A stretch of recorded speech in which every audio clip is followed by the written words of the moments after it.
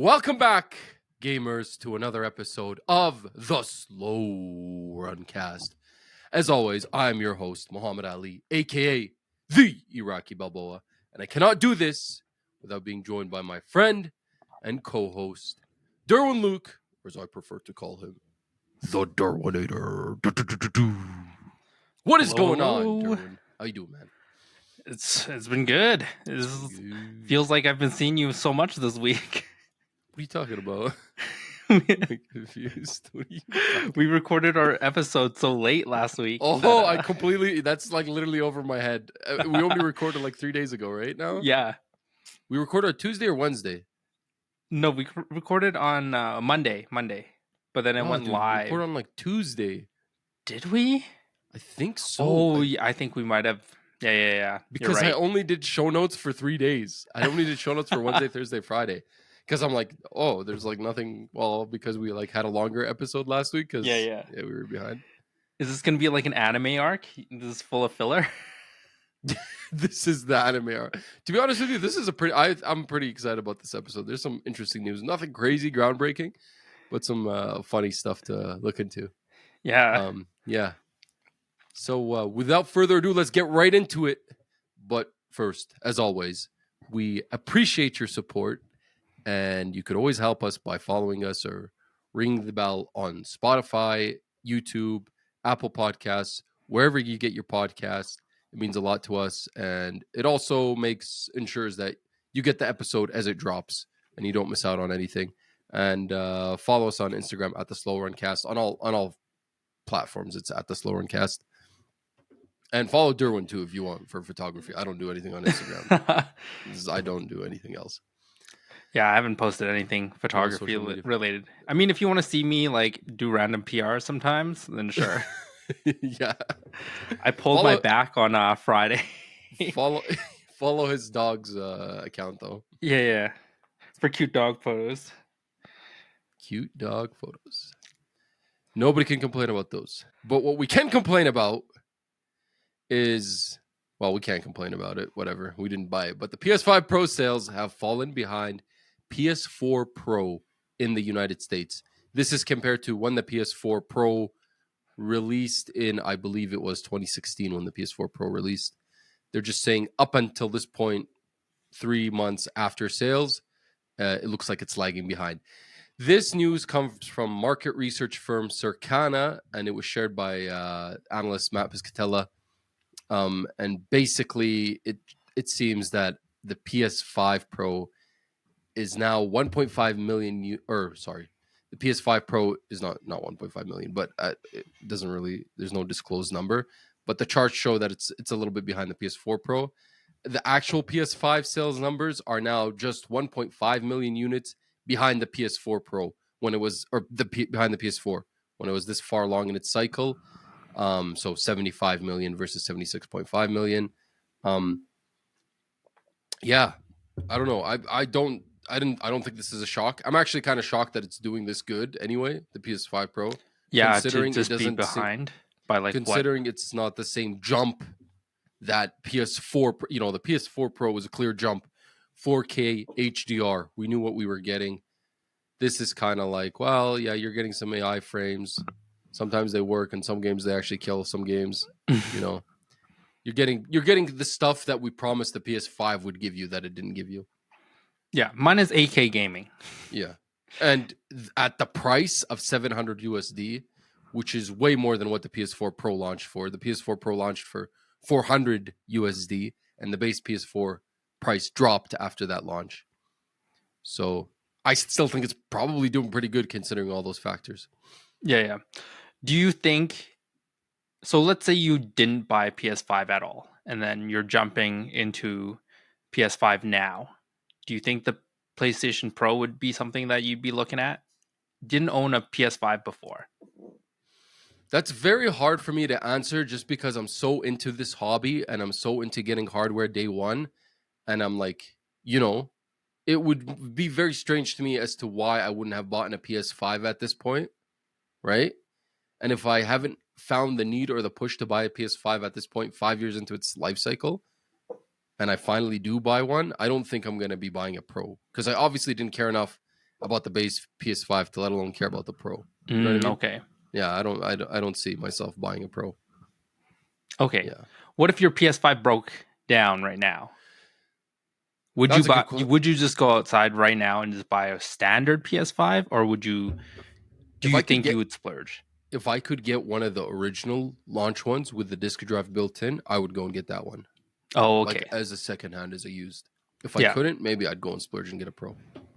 Okay. Yeah, So it's either you get one secondhand for like $300 Canadian, or you go all out for Pro, yeah, depending on yeah, probably. what you're feeling. Because I want that, or I would want that original launch. Like, Okay. yeah, yeah. I don't know. I mean, I'm still the PS5. Like, I feel like this PS5 Pro is gonna make this PS6 sound not as impressive. You know what I mean? Like, if this, I felt like we could have just skipped this and moved into the PS6, and that there would have been more Yeah. So you think appeal. that Like, the PS6 will be very similar to PS5 Pro performance then? I mean, as technology has improving and advancing, they always say like technology is supposed to like exponentially go up, Mm-hmm. which it does, but it feels like in gaming, it's almost like, I mean, the difference between like 16-bit and 32-bit, and then like to 64-bit, and then we're talking like PS1 to PS2, PS2 to PS3, PS3 to PS4. Like, I feel like as the console cycles uh progress, the jump technologically is smaller and smaller and smaller. Mm-hmm. And I feel like we've really hit that plateau where I mean, what, like the stuff that's on the PS5 Pro, they already literally promised all this stuff on like on the PS5. They promised 8K on the PS5. They promised like 4K 60, which they couldn't achieve, Yeah. really, for most games at least. Um, you know what I mean? I just like, Yeah. maybe we'll finally at the PS6 get the stuff that they're claiming. Yeah. Like, 4K 60 or 4K maybe 120, whatever, using mm-hmm. probably AI generated frames. Yeah. I'm Maybe. excited to see the next generation of the AI generated frames for a lot of these games. Yeah. I think in the PSX. I think that will be like a major selling point at that point. But we'll see. Yeah. What did they call the PlayStation ones? The PSSR? Yeah, PSSR. PSSR, yeah. From this report, we actually also got some general kind of sales numbers. There was a okay, so January 2025 video game hardware sales fell by 45% year over year in the US. That sounds very steep. I understand. I don't know what to make of this news. There's always talks about there's declining sales across the board for console hardware. Console market isn't really growing. It's just mobile and PC. Like, people want to play, they go play on a PC, or casuals will play on a mobile on an iPad or stuff like that. Except for maybe Nintendo Switch. Like, people aren't doing the traditional home console stuff anymore. I mean, that's also true. Also, we're in 2025. It's January. It's just after the holiday season. I can't imagine there's going to be a lot of console purchases now if they could have happened in December, November, right? Yeah. And also 2025, 5 years after the console launches, like, we've already passed the point where most people have picked up the next generation. You know what I Mm-hmm. mean? There's still going to be more sold PS5s and more Series X's and S's, but you're kind of past the point of where the max sales would have been. Yeah. And I mean, if you're buying a Nintendo Switch at this point, maybe just don't. Yeah. The Nintendo Switch is actually the biggest drop. It fell 53%, Yeah, that which makes makes sense. perfect sense, right? Switch 2 is coming out. Who's buying a Switch now? Xbox fell 50%, which I think with the way Xbox is going makes perfect sense too. Like, who's buying an Xbox now, considering everything we know about Xbox in the last year, Yeah. with them going third party. And then PS5 in third, which still dropped 38%. But so that is all reports from Circana console sales. Moving on, we have Shuhei Yoshida, free from the bounds of his previous employer, is now just dropping some. I feel like every week we have Shuhei Yoshida news. He's just telling us some new crazy deets on some podcast. He's just like touring, right? Yeah. So this week he was on the Sacred Symbols podcast, and and he dropped some bombshells.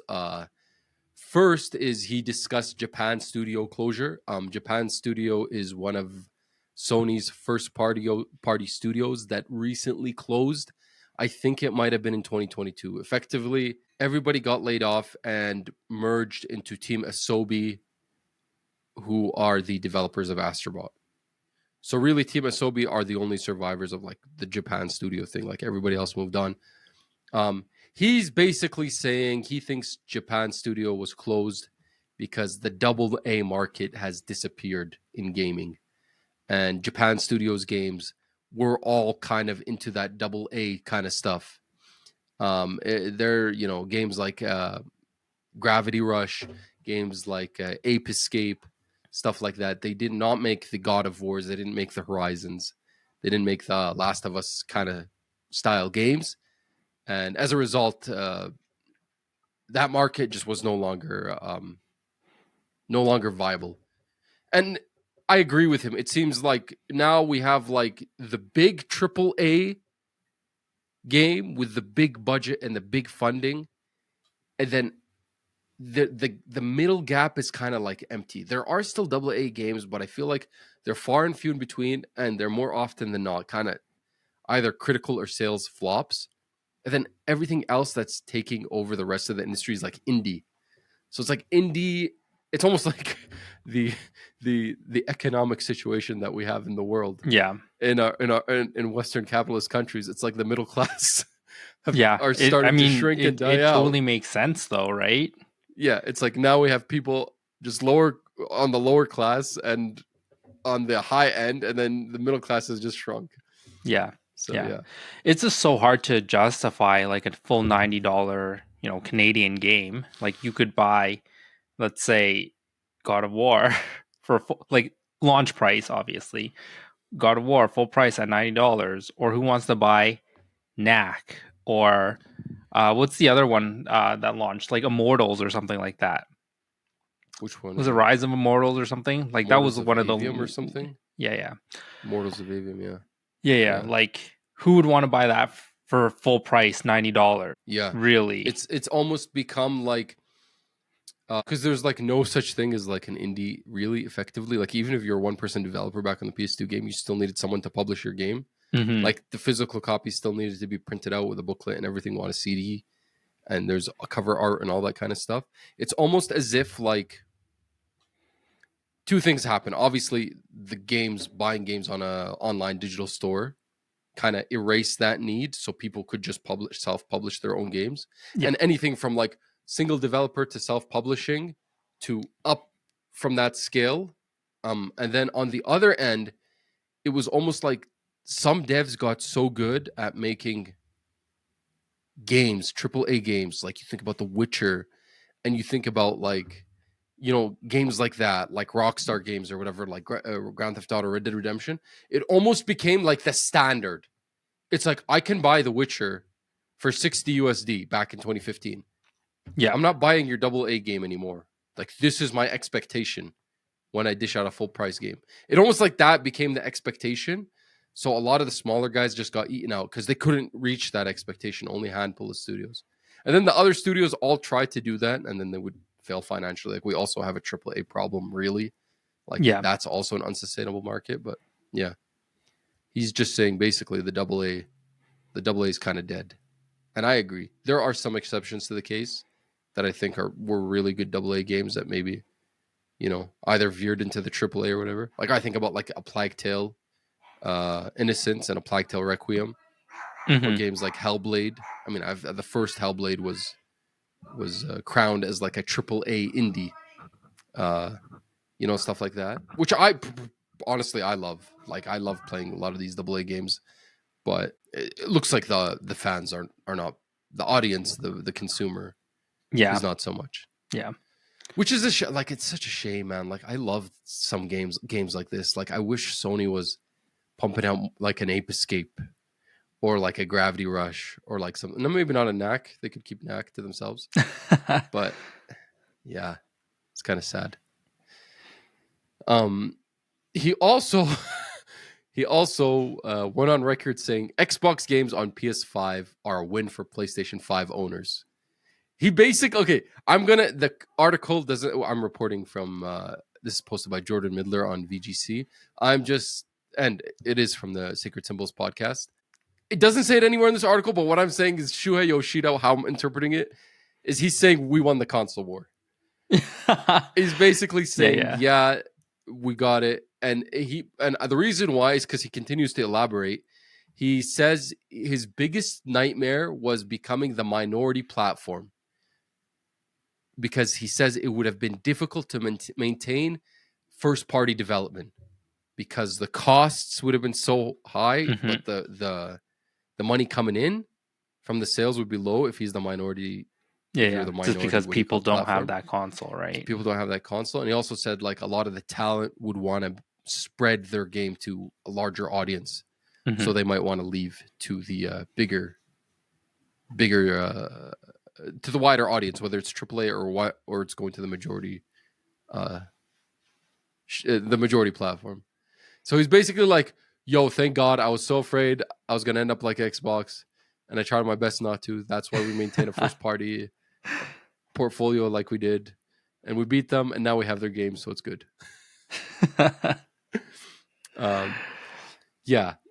Something else he brought up, which I thought was super interesting, is basically there was a conversation about why Sony published Demon Souls, which was From Software's kind of first reboot or venture, because if you really want to be technical, they had like Kingsfield back in the 90s.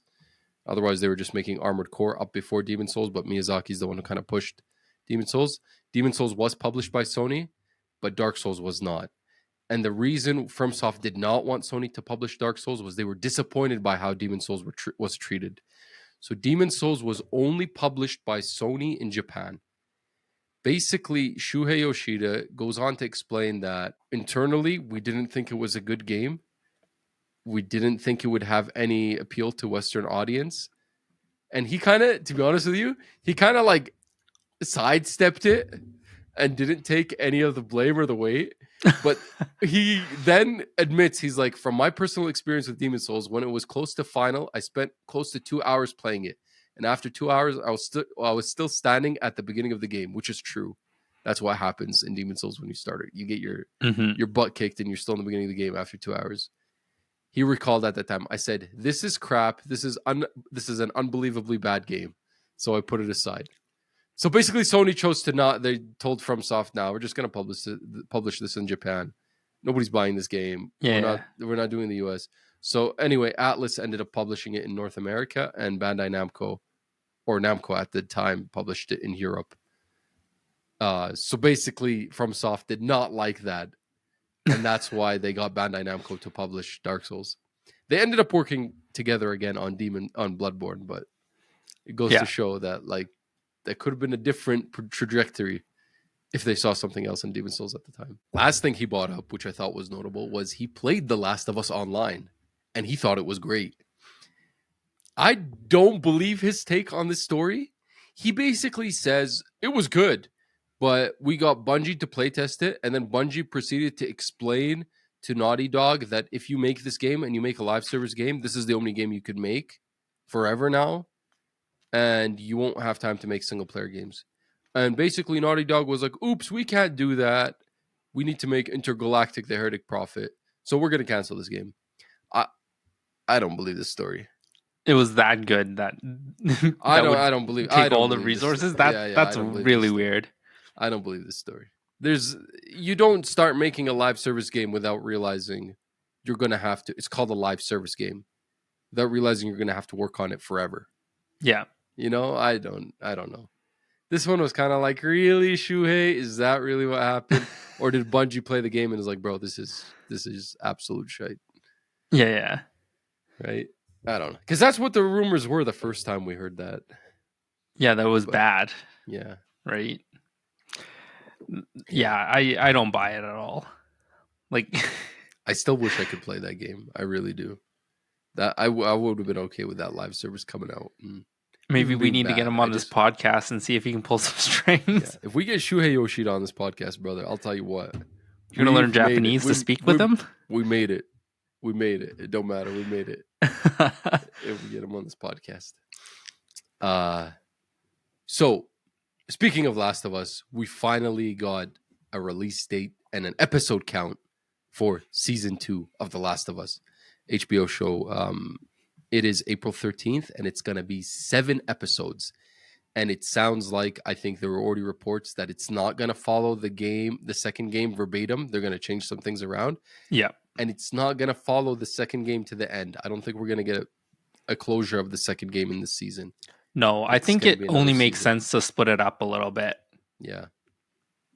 Yeah. So excited for that, man. I do have a small little story I want to mention. Yeah.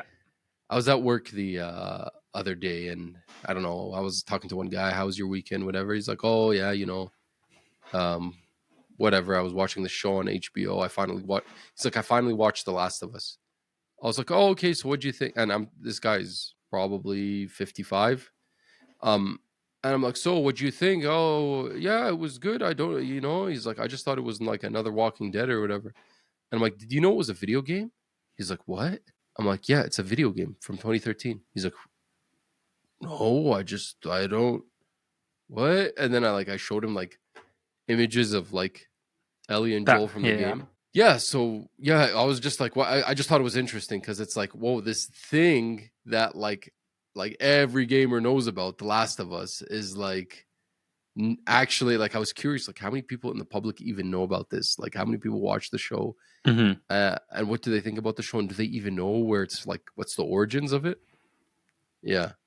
The other guy's like, yeah, I tried it. I turned it on, but the one girl, she just kept swearing and I just turned it off. That must be, 55. Yeah, that must be the, what's her name? Bella Ramsey. Oh, the kid? Yeah. Oh, I was thinking the, what's that other character? No, I think Bella Ramsey drops a few swears in the show. Yeah. Last of Us Part 2. I am excited for that show. Yeah. I mean, April. Right? Yeah. 2 months? Soon. Month and a half.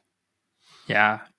I wonder if they will showcase some of Ellie's like backstory. They must. Remind me, did they showcase it in the first I thought they season? did because they did the arcade. Yeah, so that's they showed in the first season. Yeah. Because the first game there was like Ellie's backstory was actually part of a DLC. Yeah. Left I remember Behind that. or something. Yeah. In the I'm second just game, hopeful Go ahead. Sorry, I was just saying the second game they do flashbacks from the time in between 1 and 2. Yeah. And that's what I hope saying. they don't take out. Sorry, I meant to say that. Especially the dinosaur museum scene. That was like one of my favorite parts. Yeah. Yeah, no. Hopefully it's good. I trust in them. I think the first season came out great. Yeah. And we'll discuss it when it comes out. I'm sure we'll both be watching it, we'll do and then yeah, we can talk about the most controversial part when it airs. What if they changed it around? I heard they were changing stuff around. So what if they changed it around? Yeah. I mean, I think a lot of people are hoping that they change it, but I feel that they won't change it. They may push it, delay it. They might delay it. But the whole idea of the flashback is he's still there in the flashbacks. Yeah. Right. Yeah. So maybe they'll draw it out, and then at the very end of the season. Man, that game, I feel like I had a unique experience with that game. Last story here from Sony, and I'll follow this closely next week and see if anything comes out of it. I doubt anything next week, but maybe in the future. There is a Dutch consumer group that has filed a class action lawsuit against Sony for artificially high prices on the PlayStation Store. And this is effectively because Sony has a monopoly on any game they sell you digitally on the PlayStation. It's not like there's not like PC, where on PC you could buy a game on Steam, you could buy a game on the Epic Game Store, you could buy it from the Microsoft Store. You know what I mean? Mm-hmm. obviously with consoles, you got to get it. I mean, same is true with Xbox. Same is true with Nintendo. But yeah, this class action lawsuit, it's like basically when you buy digital or in-game content for stuff that you can't buy physically, like they fix the price. You can't do anything about it.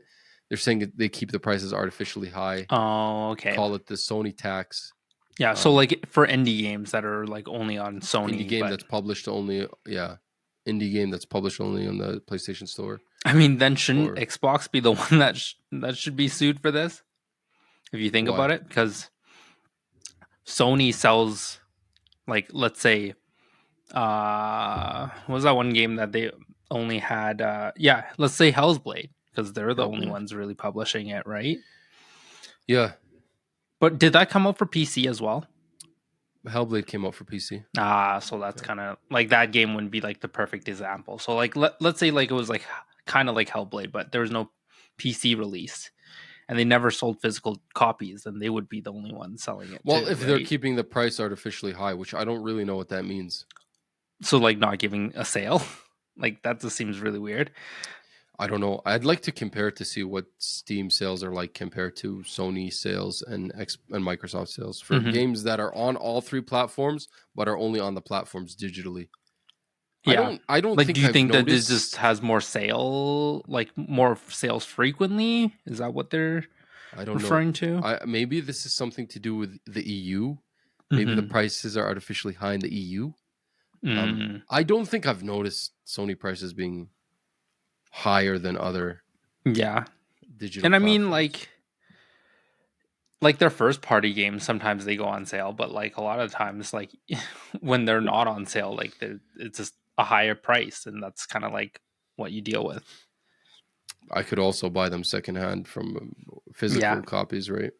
It's not the same as buying like a battle pass for a game, which will be more expensive if I buy it on the PlayStation platform versus if I buy it on a Microsoft platform. Maybe that's what it is. Yeah. Hmm. Perhaps. Speaking of Xbox, they have begun building a generative AI model, which they are coining as, what was the name they gave it? Muse. And basically, they trained this generative AI using game visuals, controller actions like button prompts, and they were doing it in collaboration with Team Ninja, which is one of their studios, and they were training it on Team Ninja's game Bleeding Edge, and basically they were able to, you know, generate by prompting the model with 10 initial frames of human gameplay and controller action for a whole play sequence, and they literally have clips of what they're able to generate, which is pretty crazy. Hmm. It's I I don't know what to think of this. Is this going to cause job loss? What's the situation? Like, this AI can make a game. I mean, all this AI is doing is kind of recreating a game based on watching clips of that game Yeah. and studying what the button prompts being pressed during that clip from the game, and they're able to like recreate something similar. I don't know if that's enough to get people uh, for people to lose their jobs, but Yeah. it's something. It's I something mean, to think about. it's probably still too early to tell. So your jobs are probably safe right now, but it's just Yeah, concerning, like yeah. the jumps that it will make, right? Well, they're also, and this is also kind of ties into the next story. They're thinking where they could use this, and I think this is a probably a positive way to use this AI is by reviving classic games. Okay. So classic games, they're built on hardware. Sometimes that's hard to translate over to new hardware. You know, the technological gap is now large enough that maybe people aren't trained on what that old hardware used to do. So it's hard to bring a game over to something new that'll run on something Hmm. new. So instead, you just you get the generative AI model to study the original game and basically Recreate it. AI remaster. Really, Yeah, yeah. yeah. I don't know how else to say it. Yeah. I mean, it would, like, if you still take a look at it that way, like a remaster still requires people, so like you would see job loss there. But then if they could redirect the funds in a perfect world, obviously, they could redirect the funds from these AI remasters into their AA or AAA games, then it's a benefit for gamers, it's benefit for the company. But like realistically, let's be real here. In a non-perfect world, all that money is just going to be going to the company. So we've been seeing companies doing remasters and remakes to try and boost their income in between bigger projects because it does offer theoretically less work than starting a game from scratch and a potential for some cash that is sometimes not readily available for a development studio because development takes so long and it'll take years for a game to come out, so you kind of fill in the gaps with these remasters and remakes. If a studio could use an AI to remaster and remake some old games and get a little bit of money out of it, then maybe they could get their developers to just focus on the. Yeah. But then now we're on a slippery slope because then it's like, well, do I even need the developers? Maybe I'll get the Yeah. AI to make the new game. Yeah. It is an unknown. It's a black box that we're not really sure. But here's I'm a little torn on it because it's like I could like some of these games are never going to get remastered. They're never going to get remade under current circumstances, and they're never going to be profitable enough to warrant that, right? Like there's some more niche games on PS2 or Xbox that maybe you want to play, but no one's going to go and remaster that. But if you could get an AI to do it, why not? Like if Xbox just goes and dips, because Xbox right now there's about 100 original Xbox games that you could play on your Series X that they've been able to get to work backwards compatibility on a Series X. If they could do that for the entire Xbox catalog and the entire 360 catalog, like why not, right? Yeah. I mean, there's benefits for gamers for sure and benefits for the company, but also like at the end of the day, will it be a net positive or a net negative? Well, we're yet to see, but I mean, realistically, this has opened Pandora's box and we can't we put it can't back. close it. Yeah. It's At this unknown. point. Yeah, it's unknown where this is going to go. Actually, following up from this, I'm reading an article right now. It says Microsoft CEO says Xbox will have a catalog of games using generative AI. This is Satya Nadella.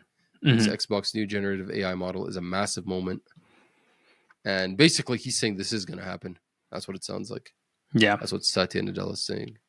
I feel like what's his name? Phil Spencer. Phil Spencer is like the leader of a puppet state now. Like Phil Spencer is like the king of Jordan when he goes to meet Trump, and Trump's basically like, "Yeah, you're going to take all these Palestinian refugees," and the king of Jordan's Palestinian refugees, and the king of Jordan's like, "No, I won't." And then Trump's basically like, "Yes, you will. I literally fund your life." And he's like sitting there like wincing. So like Phil Spencer has, I know this is like a very geopolitical analogy that I just made, but Phil Spencer is the king of Jordan and Satya Nadella is Donald Trump. Yeah. He tells him whatever, and this guy's just kind of like, Satya Nadella told Phil Spencer a year ago, every Xbox game is going third party. And Phil Spencer sat there saying, oh, well, he did a whole speech in front of us to keep us like quiet. Oh, we're just testing it out. We're gonna put like Pentiment and stuff on PS5. Yeah. And now we see it clearly for what it is. But I mean, I guess we'll see how good the AI is, right? Like, yeah, 6-finger AI. Oh, that'd be interesting. But again, like the more stuff it's trained in, the better it's going to be. So like the first few titles may not be the best, but then of course, yeah, as it grows, then it may be even just as good as any of the new remasters, or maybe even better. Like, yeah, maybe AI just makes us our games altogether. Yeah, and then we get AI to play the games, and then we don't have to play games anymore. No, yeah, we don't have to do this. We lose our jobs too. 2 robots are talking about this. Yeah. So last week I mentioned a story about how there was a skateboarder named Tishon. I forgot his last name. Anyway, I'm going to say White, just because it sounds like Sean White. Tishon White he's black. Doesn't mean his last name cannot be White, but that was not it. What if it's like Deshaun Brown or Deshaun Black right now? What is his name? Now, you know, when you sometimes I get like held up on some detail that like is very inconsequential and nobody cares, but I'm just like, no. Deshaun Jones. All right. So he mentioned that he was in some upcoming remaster or Tony Hawk game. And he was in the last ones, 1 and 2. So everybody was like, oh my God, Tony Hawk 3 and 4 Pro Skater Remaster. But Tony Hawk 3 and 4 Pro Skater Remaster, we already knew was internally canceled by Activision Blizzard in like 2022. Because Tony Hawk said it himself. But recently, it sounds like, I guess they just started back up again. So this goes out. So then they're like, what the heck is going on? And then basically in Black Ops 6, there was an update in Black Ops 6 where there was a map that has like a skate park. I think this map is from like Black Ops 2 and from Black Ops 4. And in the skate park, they had a section where there was a date, March 4th, 2025. So everyone's saying now that's when they're going to drop the information on this Tony Hawk Pro Skater 3 and 4 remake. And then further to that, there's an actual website up that's basically, it has a countdown. And somebody basically, what do they do when they go through a website to try and figure out all the data that's inside? They found a phrase that is THPS 3 to 4 countdown. Tony Hawk Pro Skater 3 to 4 countdown in the website code. Damn. Yeah. So these people are crazy, but it's happening. I think it's happening. We're going to know on March 4th. I don't think it's going to be a surprise drop. Maybe it'll just be an announcement. But if it would be a surprise drop, that'd be crazy. Yeah, that it was like available right away. Yeah. And you know, Xbox has done that before. But yeah, we'll see. Seems real. It's crazy because this was actually like 2 years ago, this was reported to be canceled, and it looks like it got started up again. Last little piece of news from Xbox, Avowed, which is kind of the biggest release that came out this week from Microsoft Studios, or specifically Obsidian, was actually supposed to be a multiplayer Skyrim before the reboot happened. So this is being reported by Jason Schreier from Bloomberg. And yeah, it was started out as an MMO, dubbed multiplayer Skyrim. But basically, Microsoft kind of course corrected it after they bought the studio. Yeah, they didn't want a live service game.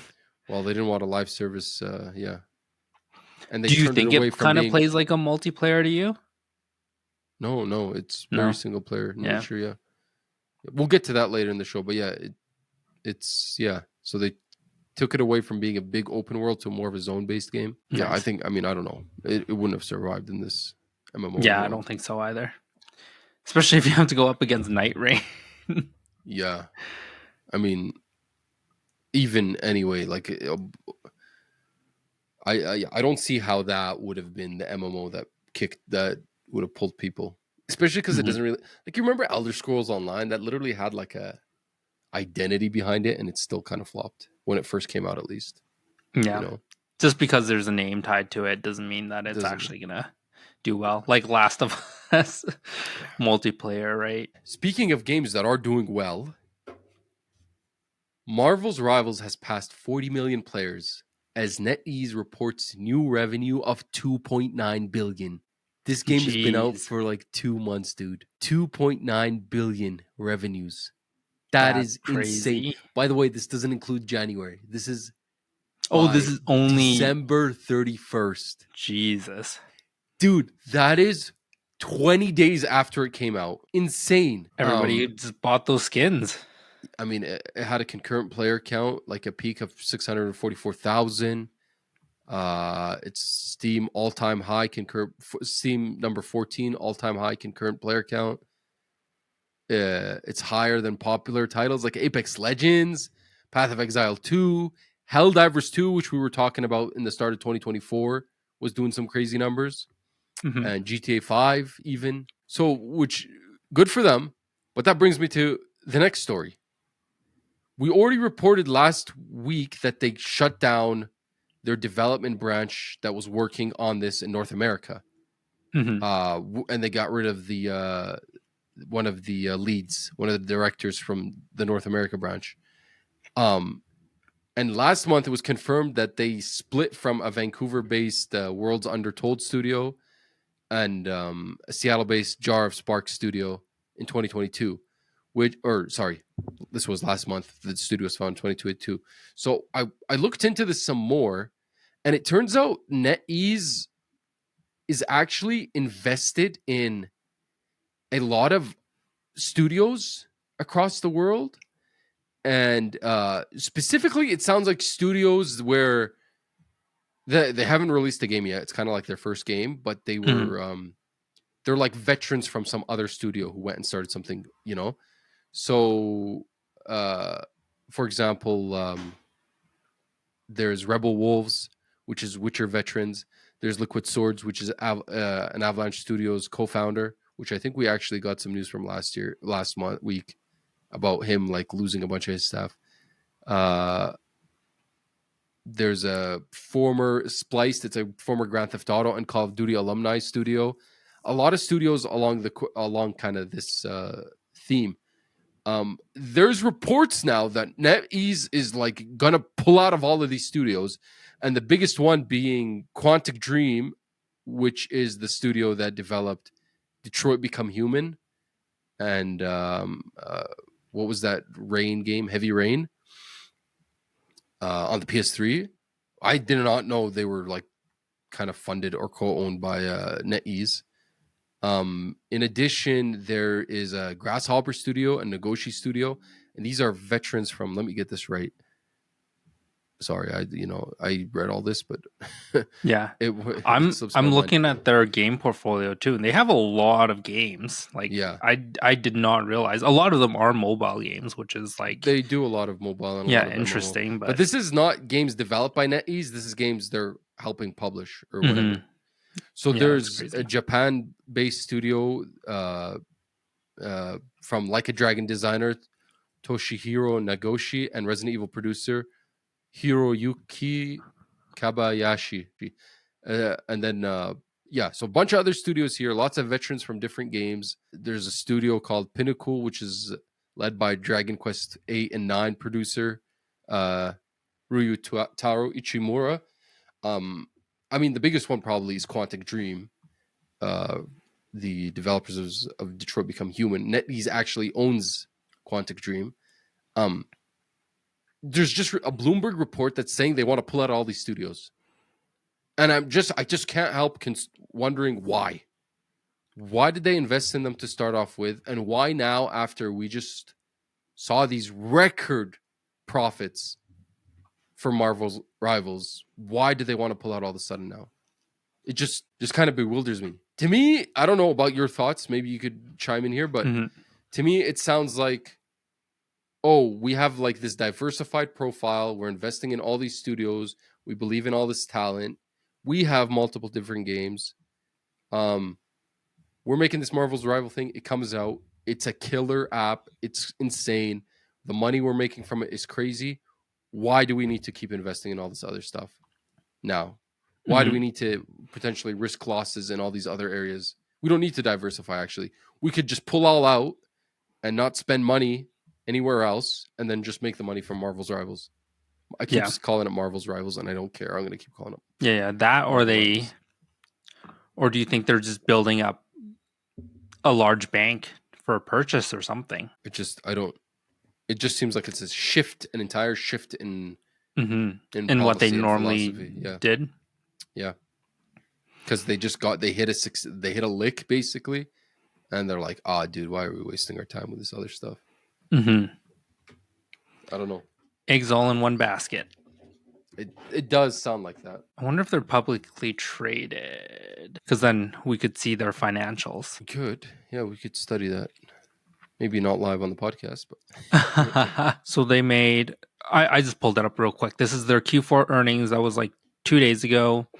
Total net revenue. Well, this is in Chinese dollars. 105 billion for 2024. 2% increase year over year. And then is there operating costs here? Dude, their gross profit margin is like 60%. No way. Yeah, cash Yeah. position. So what And was they've the got number I said? 131.5 billion in the bank. This is RMB, so this is like Yeah, the Chinese. I just converted it. What did the article say that they made? It was I'm they said 2.9 billion in revenue, but what I'm getting here is when I convert that number, I get 2 point I don't exactly even get a billion. Mm-hmm. I get 200 million, so I don't know what's going on there. Are you missing a zero? No, it says 131.5 billion RMB for cash. That's cash position that they have in on hand. Mm. Yeah. Yeah, regardless, very interesting. Just a complete shift in kind of Mm-hmm. what they were doing before. They're just maybe like, we don't really want to do this anymore. We just want to Yeah. make Marvel Rivals and just make bank. Speaking of a group that thought they were going to be making bank by getting into gaming, and now they're just realizing it's not working out for them. Netflix has apparently laid off multiple workers at Oxenfree developer Night School Studio. And Oxenfree developer Night School Studio was actually the first game developer to be acquired by Netflix when they went on their whole gaming push. We also got news earlier last year that Netflix shut down their. Actually, it might have been after we started this podcast that Netflix shut down their big AAA studio, their internal studio. Uh, that was codenamed Team Blue.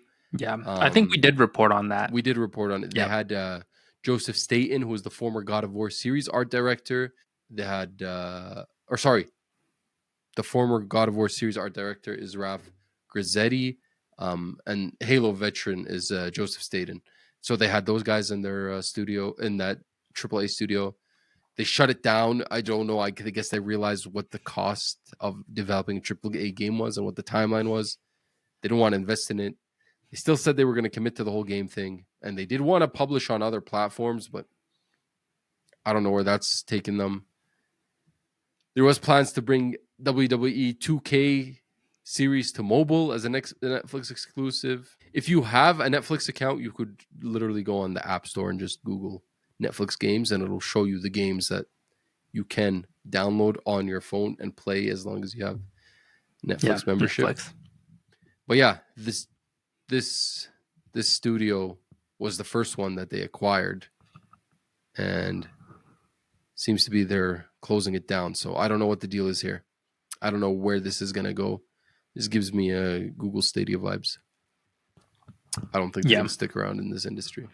Someone who will stick around though is Pal World, because Pal World has now reported that they have had over 32 million players in their first year. This also probably includes a lot of Game Pass stuff. People who played it on Game Pass, so it's not just sales. Got to keep that in mind. Good for them. I know they're still in a little bit of a lawsuit with the Nintendo, or the is it specifically specifically with Nintendo. Yeah. I know they changed a few things in the game to get to kind of get to a settlement. And they are looking into getting into publishing too. So congratulations to Pocket Pair on that. Have you played Pal World? No, I haven't still. I'm just taking a look to see if it's still considered like a beta, or like it's not a fully published like final game.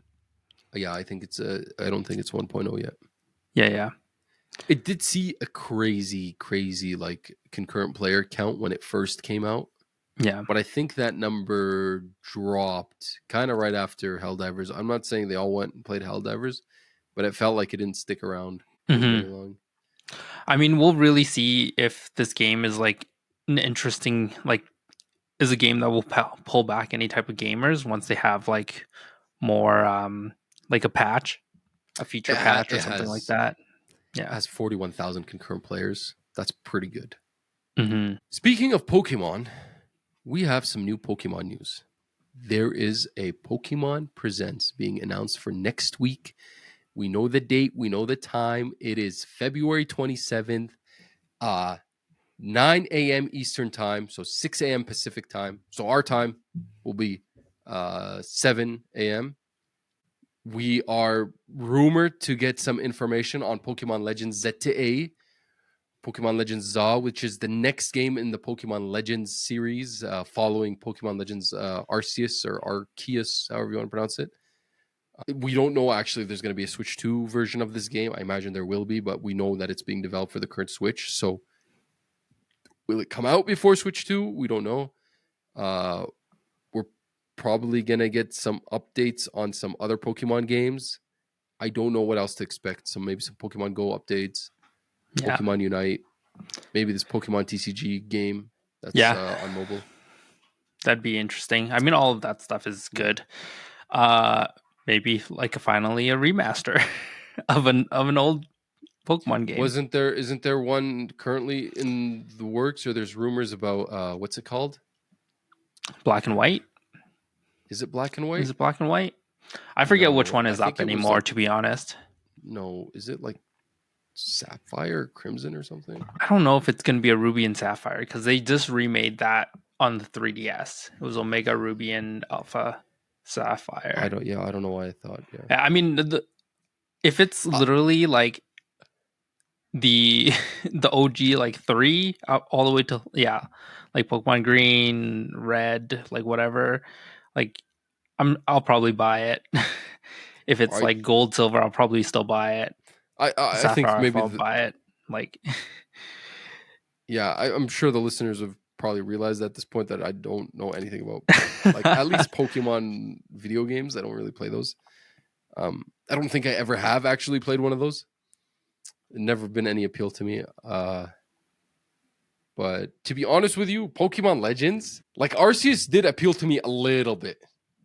mm-hmm. So if like there's a Switch 2 version of Legends ZA and it's in a cool world, in a cool environment, and there's some like open world kind of, go around, discover, explore vibes to it, maybe I'll think about trying something that I'm not used to trying. Is it like in the middle of the day? I mean, if it is, then maybe. No, it's at 8 a.m. I said 8 a.m. I mean, maybe I'll probably just watch like the highlights. Yeah. I find with like the Nintendo events, they kind of remind me of like the Capcom events.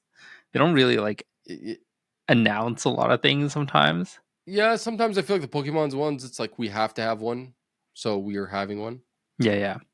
Like this is specifically for Pokemon Day, and they usually like to do something like that. Yeah. More news on some Pokemon IPs. Pokemon Go, specifically, the developer of Pokemon Go, or the publisher of Pokemon Go, Niantic, is reportedly in talks to sell their games division to a Saudi Arabian-owned firm. So Niantic, they're a mobile developer, obviously, and they have a gaming division which develops Pokemon Go, Monster Hunter Now, and some other games. Word on the street is they're talking with Saudi-owned Savvy Group Games to sell, and the deal could reach $3.5 billion and be closed in the coming weeks. So just so people know, there's a Saudi public investment fund. I'm going to go back into talking about like world politics because this is kind of important. The current crown prince of Saudi Arabia, who basically is the de facto ruler, his dad doesn't really do anything. He's been doing this push to diversify Saudi Arabia and quote unquote maybe modernize it and kind of globalize it. So they want to diversify their economy. They don't want to make it as heavily dependent on oil. They want to do this whole, like, they call it the 2030 vision, right? And there's a bunch of stuff that's all like involved in this push, including their recent successful bid to get the FIFA World Cup in Saudi Arabia for 2034. Their recent push to pick up European soccer players for large sums of money to get them to play in the Saudi Arabian Pro League. Their recent push into fighting combat sports, And if you follow any UFC or follow DAZN, you know the amount of freaking boxing cards. Like we just had Dimitri Bivol and Artur Beterbiev yesterday. That took place in Saudi. Um, they're pushing. They're pushing a lot to kind of appeal to a Western audience. Uh, Definitely a shift from what was previously religiously conservative Saudi Arabia. There's even like music festivals. There's they're bringing in like singers from like uh, across the globe to Saudi Arabia, which previously would have been completely taboo. But one of the things that they've been pushing in is gaming. So that was a large kind of digression to just get into this. So this Savvy Group Games is an arm of the Saudi Public Investment Fund. So this is government funded. The Saudi Arabian government wants to do this, and they've been trying to get into games. They have a 5.01% stake in Nintendo currently. Um, and they grew it to 8.58, but they dropped it again to 7.54. It still makes them one of Nintendo's largest shareholders in history, and now they're talking about buying this out. If you recall correctly, remember Embracer Group, who was that like big third party publisher that was buying up all these studios, THQ Nordic and everything, but they kind of went out of business, and the reason was, well, they're still around, but they sold a bunch of their studios and shut down a bunch more. And the reason was because they actually thought they were going to get a lot of money from Saudi Arabia, and Saudi Arabia was going to invest in them. And the big multi-billion-dollar deal just kind of collapsed last minute. So that's why Embracer Group was left to die. Yeah, so I expect to see more of this. This would be pretty crazy if they buy these guys out. Mm-hmm. But yeah, Saudi Arabia is going to keep trying to get into Western pop culture and to tap into that industry, whether it's through sports, whether it's through music, whether it's through video games, potentially whether it's through acting in Hollywood, all that kind of stuff in movies. Yeah, they should have sold earlier though, when Pokemon Go was like Through the wild. roof. Yeah. Mm-hmm. Last little bit of Pokemon news is there is a Chinese mobile company which was forced to pay the Pokemon company for a substantial copyright infringement settlement. This is the mobile game Pocket Monster Remake, which was found to have used designs from Pokemon games. I've never played Pocket Monster Remake. Apparently, it's really popular, maybe just in China, but the Guangdong province found found in the Pokemon company's favor and ordered the companies to pay 107 million yuan, which is 14.7 million in damages. Basically, the guys that are in charge of this company, they even proceeded to make a public apology. Dude, I'm looking at the screenshot of of this game, and it's literally looks like a teenaged Ash Ketchum. Yeah, it's pretty crazy. This is kind of blatant. Mm-hmm. And then they proceeded to say, under the guidance of relevant precedents and judicial documents issued by the High People's Court of Guangdong Province, we are deeply we have deeply realized that our acts had violated relevant laws during the second instance trial and settlement process. The apology reads, blah blah blah blah blah. They basically say we're sorry. Yeah, which is kind of weird, bro. This is pretty obnoxious. Like, yeah. But there's so many of these games like on the actual like Google Play Store and iOS. Like, are there really, dude? Like Pokemon ripoffs? Not well, yeah. Pokemon ripoff, Digimon ripoffs, Gundam ripoffs. Maybe this one actually made a lot of money. Mm-hmm. That's probably why. Yo, one of the comments was like, "I just don't see it." It's like so obvious. So obvious. Yeah. Nintendo. So there is news that from do you know what limited run games is? No, I don't. Limited Run Games is a publishing outlet that publishes specifically limited runs of physical editions for either more niche games that don't have a physical kind of publisher behind them on release, a lot of indie games, or for some previous games, republishing them and getting them back out into consumers' hands. Very cool. I love the stuff they do. I look at their website all the time. I bought a few things from there. They recently have said that two of their most recent NES releases could damage the console. This is for Rugrats and Pyo Pow. They may not be safe to use. These are meant to actually work on an NES console. These Oh, cartridges. geez. Yeah. So they're saying there's something wrong with the voltage regulation on them, and you could damage either the cartridge or the cartridge in the console itself. So what are they going to do about this? Well, they said that they used a manufacturer for these two specific games. They used a manufacturer that they don't usually use. They usually use this other manufacturer, and I think they said they were just going to pause and switch to that. Well, actually, these ones are no longer in print anyway because limited run games. They do it only for a short period of time. Yeah. Right. Oh, and it So looks they're like saying they're gonna give full refunds if you don't want to wait for the Yeah. new cartridge. Yeah. So pretty cool I mean, stuff. do you really buy like this collector's edition or limited run edition to actually play though? I feel like a lot of people that buy this are buying it for the nostalgia and they just want to Probably. own it versus like Probably. actually like taking it out of the box and like playing with it, right? I agree, but there's like a combination of like these are just games that you have some nostalgia or whatever, or it might be even an indie game you've already played and you just want the cool physical edition for it Mm-hmm. and you leave it sealed, right? Or Yeah. whatever, something like that. But they do also have like sometimes it'll be like a game that didn't get like a physical release for some reason. Like I think they're doing the Hi-Fi Rush physical because Microsoft never made a physical release for that game, which Phil Spencer's on records for saying, "Yeah, we're pro physical." Like, get the hell out of here, dude! Like, it's literally your first party game, and you haven't made a physical edition for it. But they're actually doing it. I don't know when. Sometimes they do like reprints of games that like because sometimes a game comes out physically, but like they stop printing it after a while because it's like, well, it's not worth, Yeah.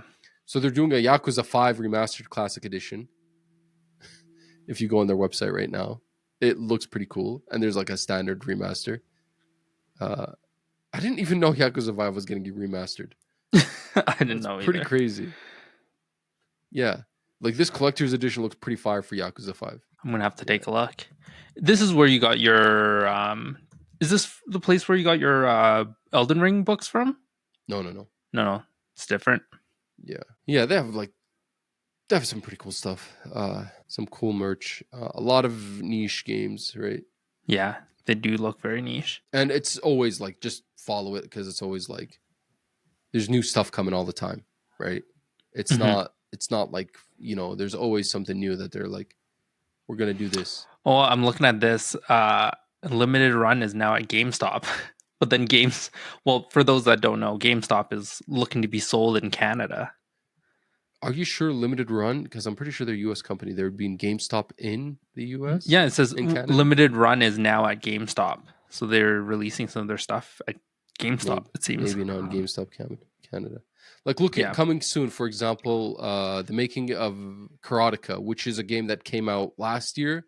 It was an indie game that kind of basically remastered Karateka, which is a famous game from back in the day. And also kind of did like this like dev diary thing, talking to the original devs about it. They're releasing a physical edition for $35, right? Mm-hmm. Oh, they're doing G.I. Joe Wrath of Cobra too. Yeah. Jeez, that must be super old. Yeah, there's some old stuff here. Anyway, I digress. That is limited run games. Yeah. I have two little stories for you. Okay. The first story is Assassin's Creed Shadow faces action from Japanese official in shrine destruction. I'm reporting from Insider Gaming. That Okay. Japanese officials, Assassin's Creed Shadow will face appropriate action from Japanese officials due to the recent shrine destruction gameplay footage. And basically, the shrine representative said they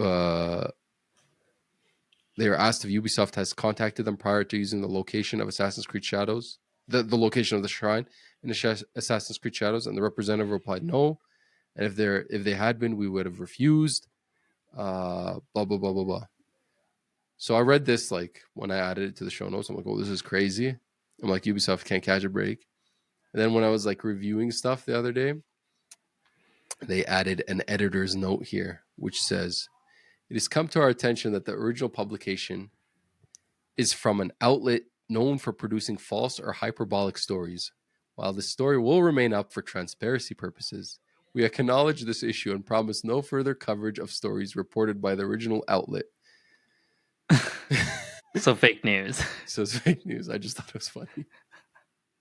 Man, they must be the shrine better go after like Godzilla's makers too. This website is called the Sanakai Shimbun. It's a Japanese website. If you go, like all the articles are Mhm. Japanese. So it's like the Beaverton. Maybe, yeah. But there's like world news. This is not just like gaming. There's like world news here. There's like a picture of Zelensky. Yeah. There's a picture of the Pope. Dude, did you hear that the Pope is hospitalized? Yeah, I heard he's sick. He has pneumonia in both lungs. But then at first they said he wasn't critical. Now they're saying he is. I mean, he's real old. I would expect if he's at the hospital, he's But probably pretty serious. every Pope is real old, Yeah. right? I don't know if that's really a thing. You know? Yeah, I don't know. I thought first they said he was okay, and now they're saying he's maybe not. Mhm. I have another story for you. So this article is also from Insider Gaming by Grant Taylor Hill, and he discusses looking back at the $386,000 Dying Light My Apocalypse edition 10 years later. Sorry, what? Yes. So I didn't know this, but when Dying Light, the first one, launched in 2015, Techland promoted the most expensive collector's edition ever seen. It was called My Apocalypse Edition. It cost $386,000 was the price tag on it. It came with a literal custom-built zombie-proof shelter, like a No, physical it didn't. structure. Yes, it was priced 250,000 euros at the time. Who bought one of these? There was only one. Okay. Dude, do you think there's a video on this? So while this guy went, it's not as exciting as it sounds. This guy literally reached out. So basically, the writer, he says, Yeah. the game's release came and went, and eventually everyone forgot about the My Apocalypse edition of Dying Light, except for me. So this guy, he literally reached out to Techland and he talked to their PR manager, and basically she told him it was just a PR stunt. We just wanted to get media attention for this over the top like collector's edition. Hmm. But it actually was real and existed, and they're like, nobody bought it. And thank God nobody bought it because we didn't want to really have to deliver on it. Yeah, yeah. I just searched YouTube and there's like no walkthrough of like such Yeah, cabin. That no, would have been no. pretty sick to No see one though. ever bought this thing. No one ever bought this thing. Oh, It's crazy. that's Have you funny. played Dying Light? No, I haven't. I think, yeah, I don't know. Dying Light 2 came out. It came out like the same week as, was it? It was the same month as Elden Ring and Horizon Forbidden West. No, I don't know. I was kind of hyped to play it, but just kind of went by the wayside. Dying Light 2. That is it for news stories this week. We can hop into the things we've been playing. I have a lot to talk about. Do you have anything to talk about? We didn't discuss this ahead of time. Yeah, I We could could just start like with you. quickly. Yeah, I'll Maybe we just could start recap with you. quick. Yeah. Yeah. So the only thing I've played is Tokyo Extreme Racer. I think I mentioned. Well, You I cut it out of you last week's teased it. episode, but that's what I was playing. I've Yeah. only played a few hours of it. So for those that don't know, it's an arcade racing game. It's basically like if you ever played Maximum Tune on arcade. It's also like it was a older game that was on previous consoles too, right? It was developed by like The Genki Gaming or something like the that. first the first installment was Yeah. Shutoku Battle 94 Drift King, and it was released in 1994 on the Super Famicom. Mm-hmm. Yeah. So yeah, I loved it. I mean, it brings you back to like the arcade days where you're like, back when most movie theaters had more extensive arcades. They had like Initial D and like Maximum Tune, and you just basically race around the highway. You start off with a pretty shitty car, and then you can buy up to a R34 GTR once you beat the game. I think it's still on. Early Is it? access, if I'm Yeah, not early mistaken. access. Yeah. So it's not like complete, I guess, but I mean, it's a fun time. It's a good race. It's a good arcade racing game. All the NPCs have like pretty stupid names, so it's a good chuckle. And you like talk to them and stuff and like challenge them for races Yeah. So in the you street.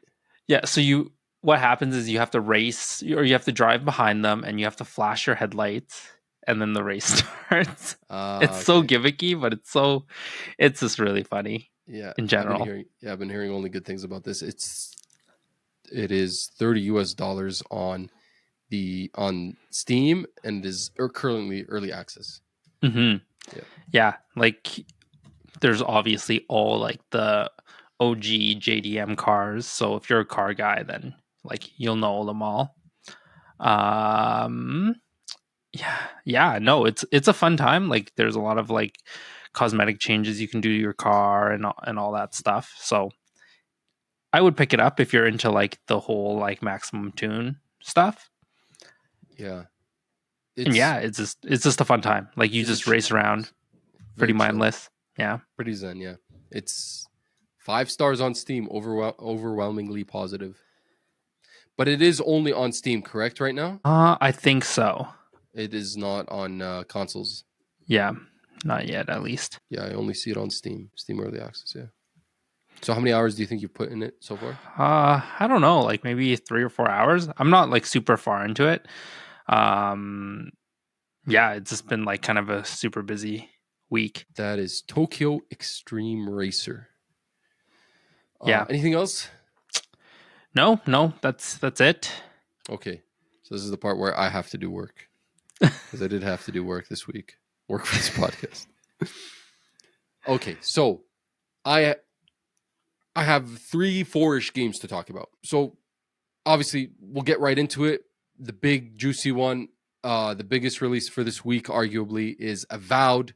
It did drop last week in early access, or not early access, like what do you call it when you pay and you get the access a few days early or whatever. I think it's still considered early access. No. Whatever. I did not do that.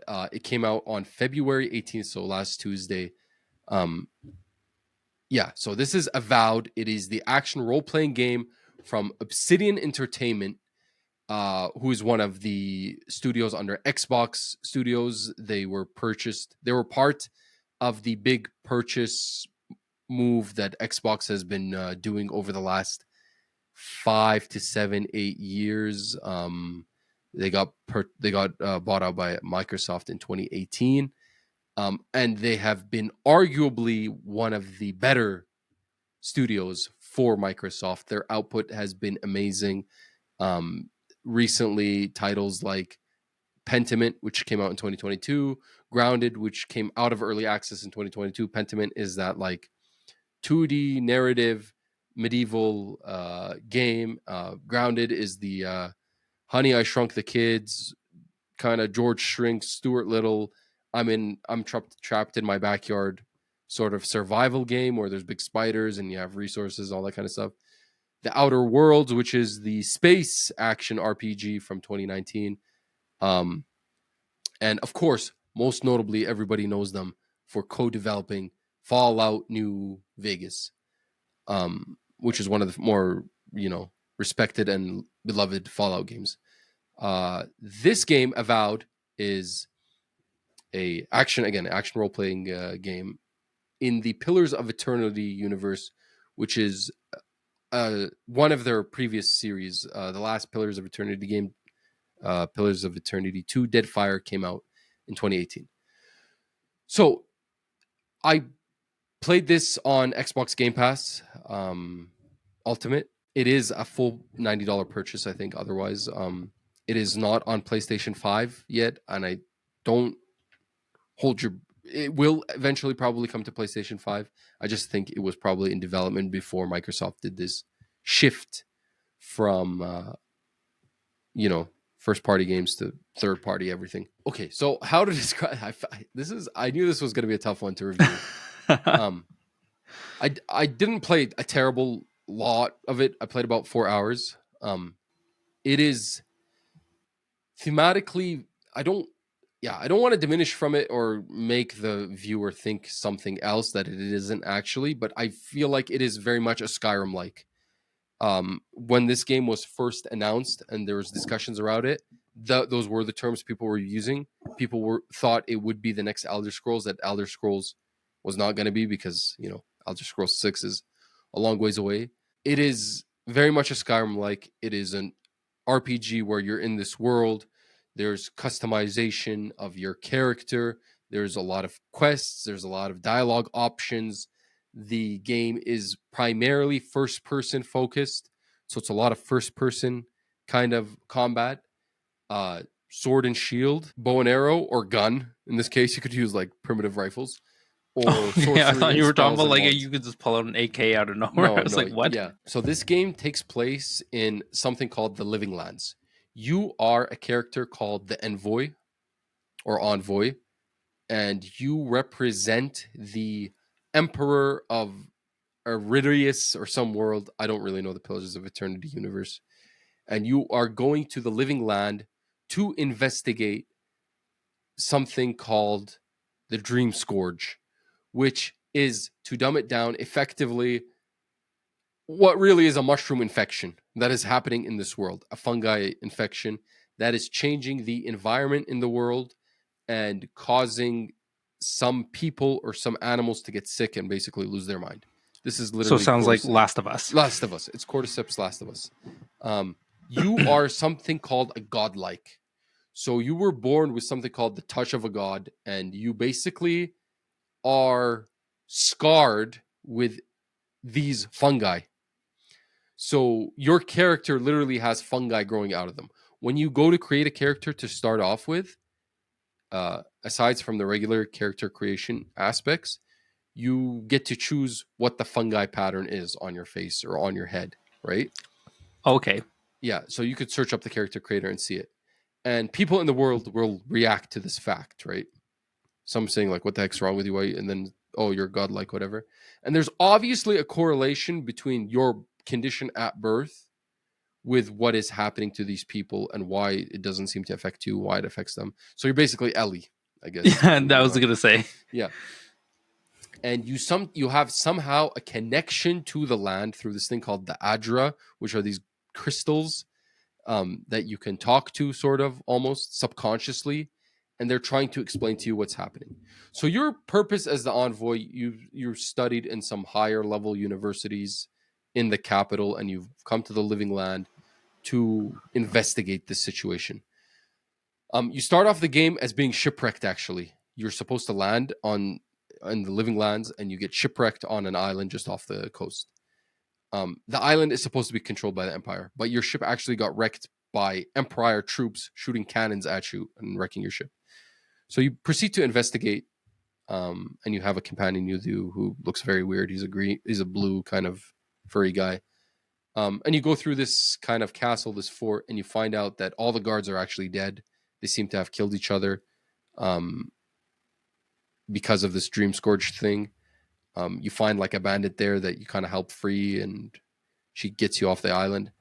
And you basically get introduced to some of the game systems there. It's a very linear section where you kind of have to go from beginning to end to get off the island to then kind of expand the story.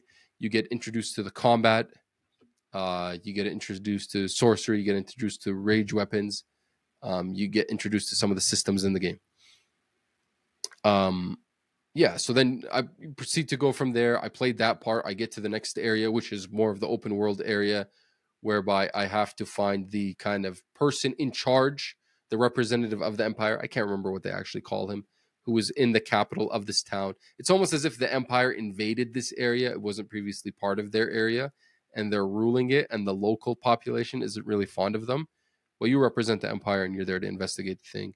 You go to meet the guy, you don't find him. They say he went on some mission with someone. You go to investigate the mission. You kind of get into there's a first boss fight where you fight one of the guys who's infected, and then this is a second boss fight where you fight like this bear, and then yeah, you proceed from there, then go to the capital after you rescued him. And I just kind of got to the part where I'm at the capital. So the game is very dialogue based. There's a lot of dialogue options and paths. I try to investigate to see how true they are. Are we dealing with a Baldur's Gate where, depending on what you say, the consequences could be very different? Or are we dealing with a game there There are dialogue options on the surface, but in reality, who knows what like is it doesn't really change the outcome. I couldn't. I felt like I couldn't figure out if the dialogue really was as branching and as RPG as it was trying to present itself, or if it was just concealed by the fact that really there's only like one or two or three ways that this could go, and you're just picking which way it's going to be said, but really the outcome is going to be the same. Yeah, I couldn't decipher based on the dialogue. Um, you have skills, perception, intellect, might. These are skills that you level up. So there's almost like two ways of leveling. There is like your skill tree, which is you get skill points from getting XP, and you could unlock skills, combat abilities, or sorcery abilities. There's like three actual skill trees, three different pages, five different pages. The first is your melee weapon skill tree. The second is your ranged weapon, like skill tree. It's not really a tree, it's more like a chart. The third is your sorcery skill tree. The fourth is your companion skill tree. You could unlock skills for your companion. And I got to the part where you get your first companion. Someone follows you. You could talk to them. They have specific abilities that help you in combat. You could upgrade them. And then last is your like godlike ability skill tree. So there's that, but then there's also your kind of leveling up chart, which is similar to if you've played a From Software game where you get XP from the world, resources, and then you level up your character's strength or their dexterity or their intelligence or their arcane or their faith. That's in like From Software games. In this case, I think it was like might, constitution, uh, dexterity, um, intelligence, something else. I can't remember them. For example, dexterity lets you dodge faster.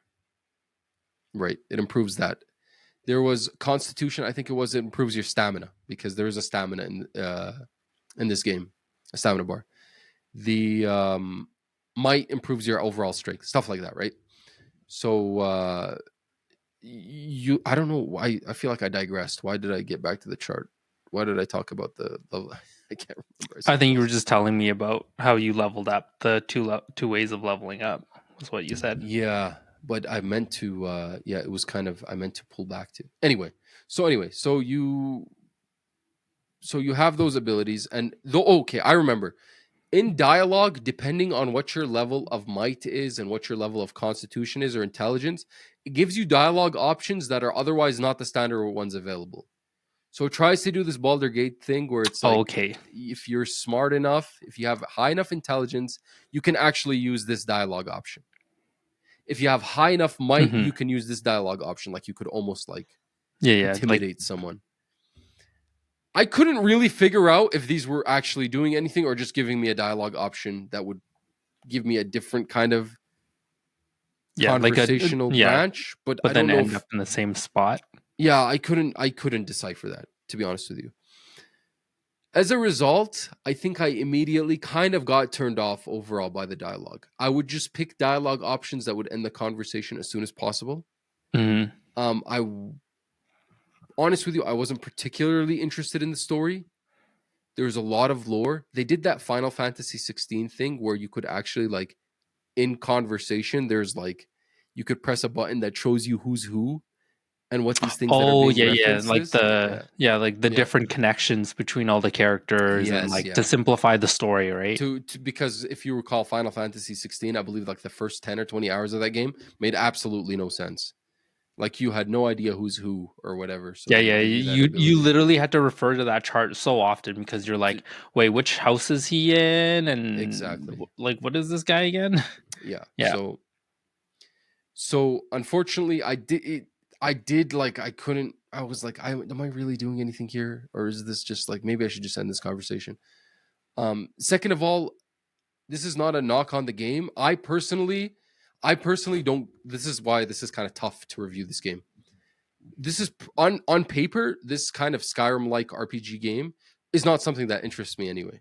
Like I'm already playing a game that thematically on the cover on the basis of what it is does not interest me, right? Yep. I'm just trying to give it a chance to see if it'll interest me. If it was not on Game Pass, I probably would not have purchased it based on what I've seen from it already at this point and based on the reviews, which we'll get to. Mhm. Yeah. So wasn't really interested in the dialogue options. I just felt like they were just meandering and didn't really take me anywhere. I didn't feel like I was changing the outcome of anything. I couldn't really tell if they were real dialogue options or if it was a facade. I didn't really care for the world. I also couldn't really care for the story. This whole Okay. like weird, like people have this fungus brain infection in this like high fantasy world. Like they were trying, like for the first 4 hours I played, they tried to like feed you a little bit of like actually there's some political intrigue in the world. I don't know. It didn't really appeal to me. There was nothing in that story that pulled me towards like I want to find out more.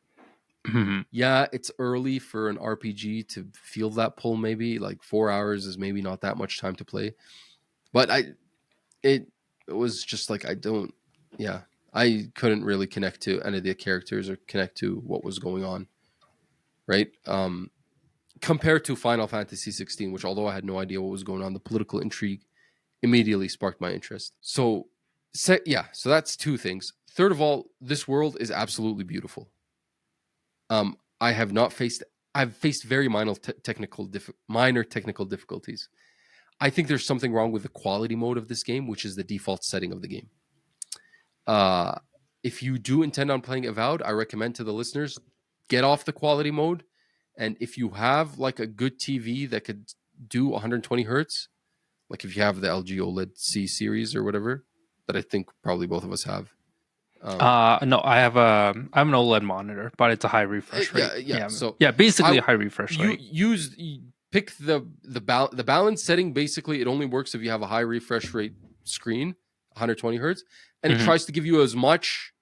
It tries to balance out like the image quality and the frame rate as much as possible, trying to reach the 120. Whereas there's performance, which will cap it at 60, and it'll probably play 180. I found that middle was the best. Quality mode, something was going on with the quality mode. It was sometimes dropping to subpar, like sub 30 frames, Yeah. right? And I think there was a cutscene where it was also like, yeah. As soon as you do that, the world is beautiful.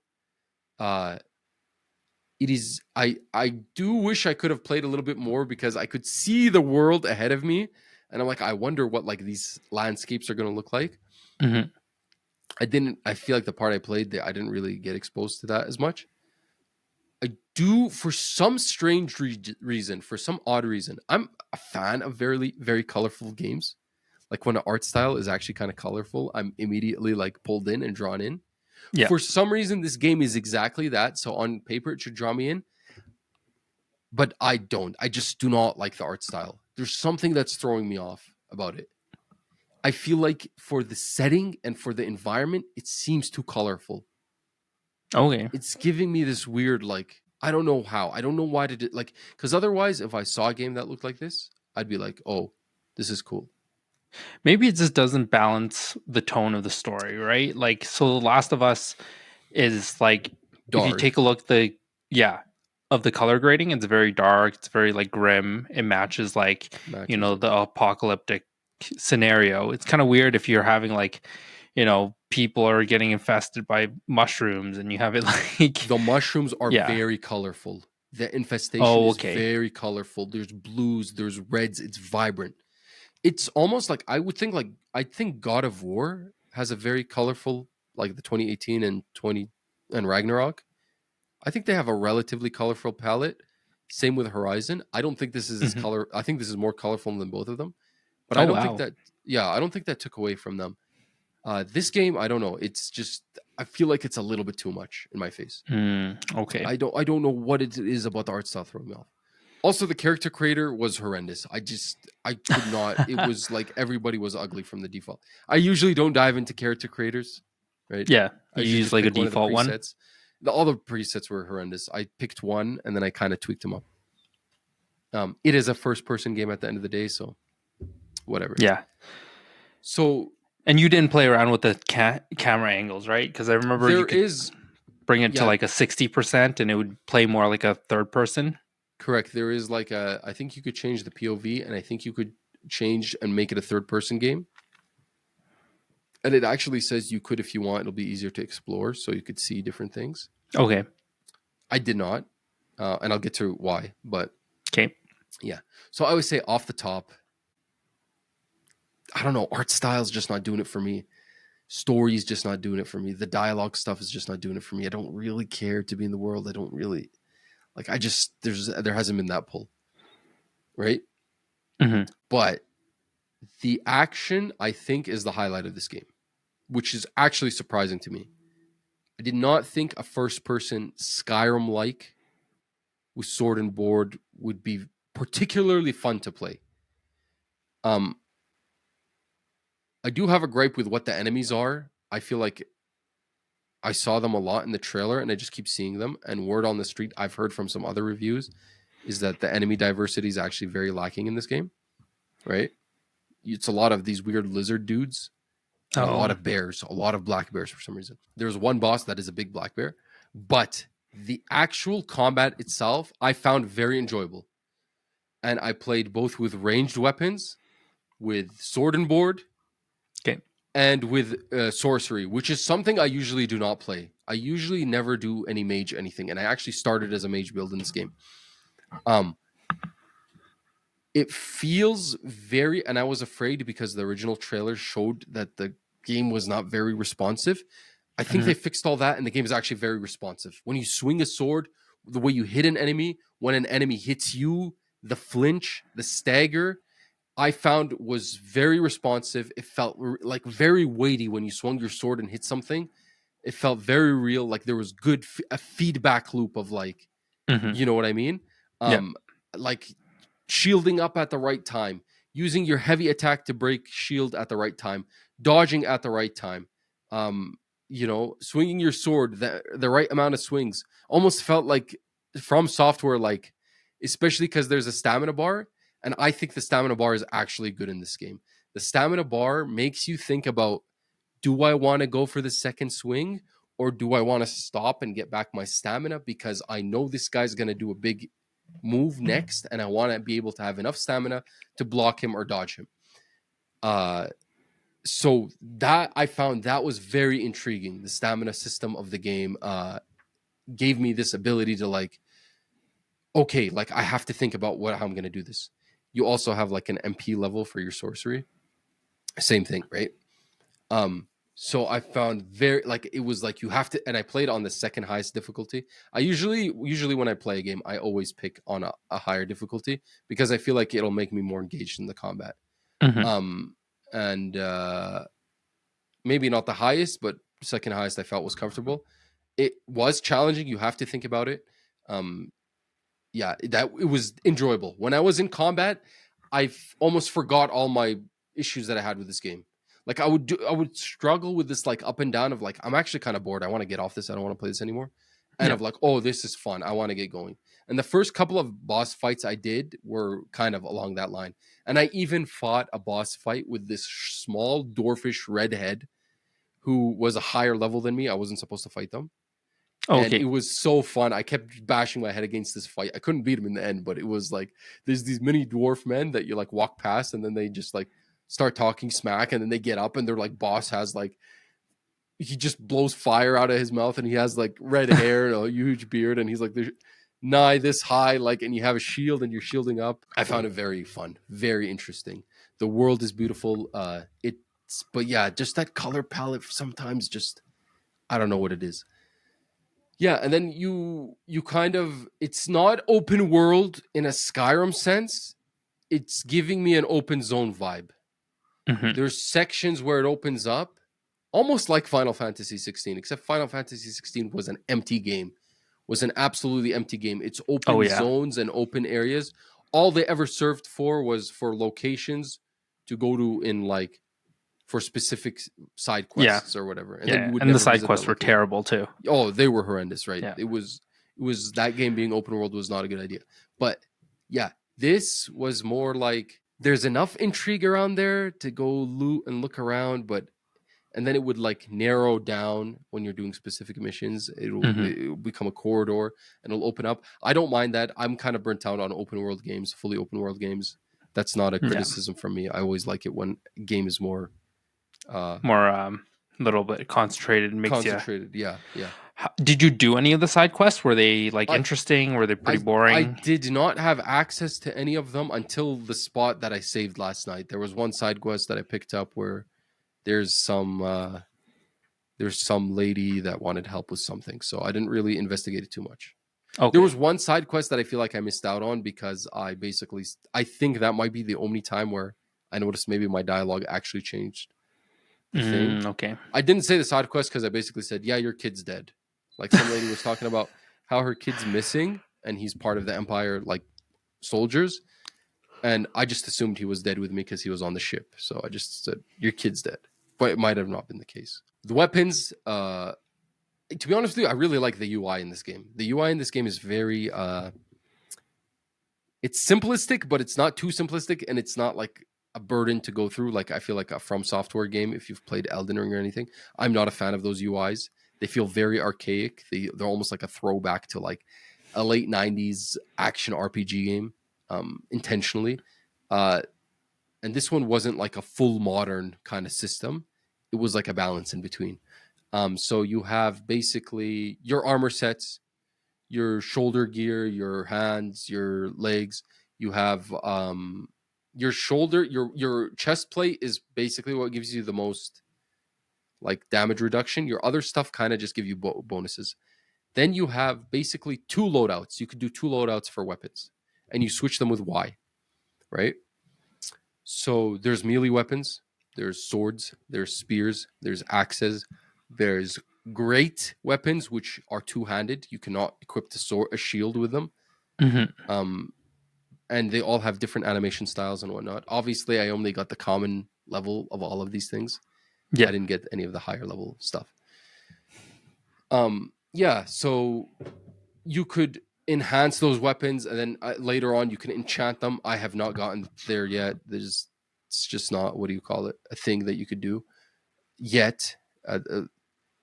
And there's then there's like rage weapons, bow and arrow. There's like these pistols, which I didn't really like the pistol. There's Yeah. like a two-handed rifle. Um, and there's like sorcery. So I had a common wand in one hand, and I had a sorcery book, a grimoire, which gave me 4 spells. This is probably after I discovered this is probably what I use mostly. There's a spell that kind of shoots ice shards that freezes your enemy. Then there's a spell that shoots thunder. There's a spell that enhances you and your allies' abilities, and there's a spell that shoots like flame to burn your enemy. I really enjoyed playing as a sorcerer. Yeah. Yeah, there's like grenades. You could equip grenades. You could equip secondary sorceries. You have your companions who could do a specific set of things. There's a lot of like food items. Like you do a lot of looting, and it's a lot of like different food items that you basically just consume to get your health back. So you have your regular like healing potions and your essence potions, Yeah. but then you also have like food. And I think there's like a bunch of recipes. I didn't really discover any that you could cook food to like get your health back because your health doesn't auto regenerate. Just like a Legend of Zelda or whatever. Yeah, your health doesn't Yeah. auto regenerate. You have to like bring it back. So sometimes I'll be in Mhm. the middle of a fight. I've ran out of my regular potions, so then I'm like eating a sandwich or whatever or eating some mushrooms to try and get some health back. Yeah. Yeah. Yeah, yeah. Otherwise, like I don't know. I really like the combat. It really felt weighty. It really felt nice. I really had to think about my stamina bar, when I should dodge, when I should block, when I should get my stamina back, when I should shield up, when I should switch to magic, when I should switch to sword and board. I think by the end I had a really good shield, and I had the base sword, which I found were both fun to use. I tried the two-handed hammer.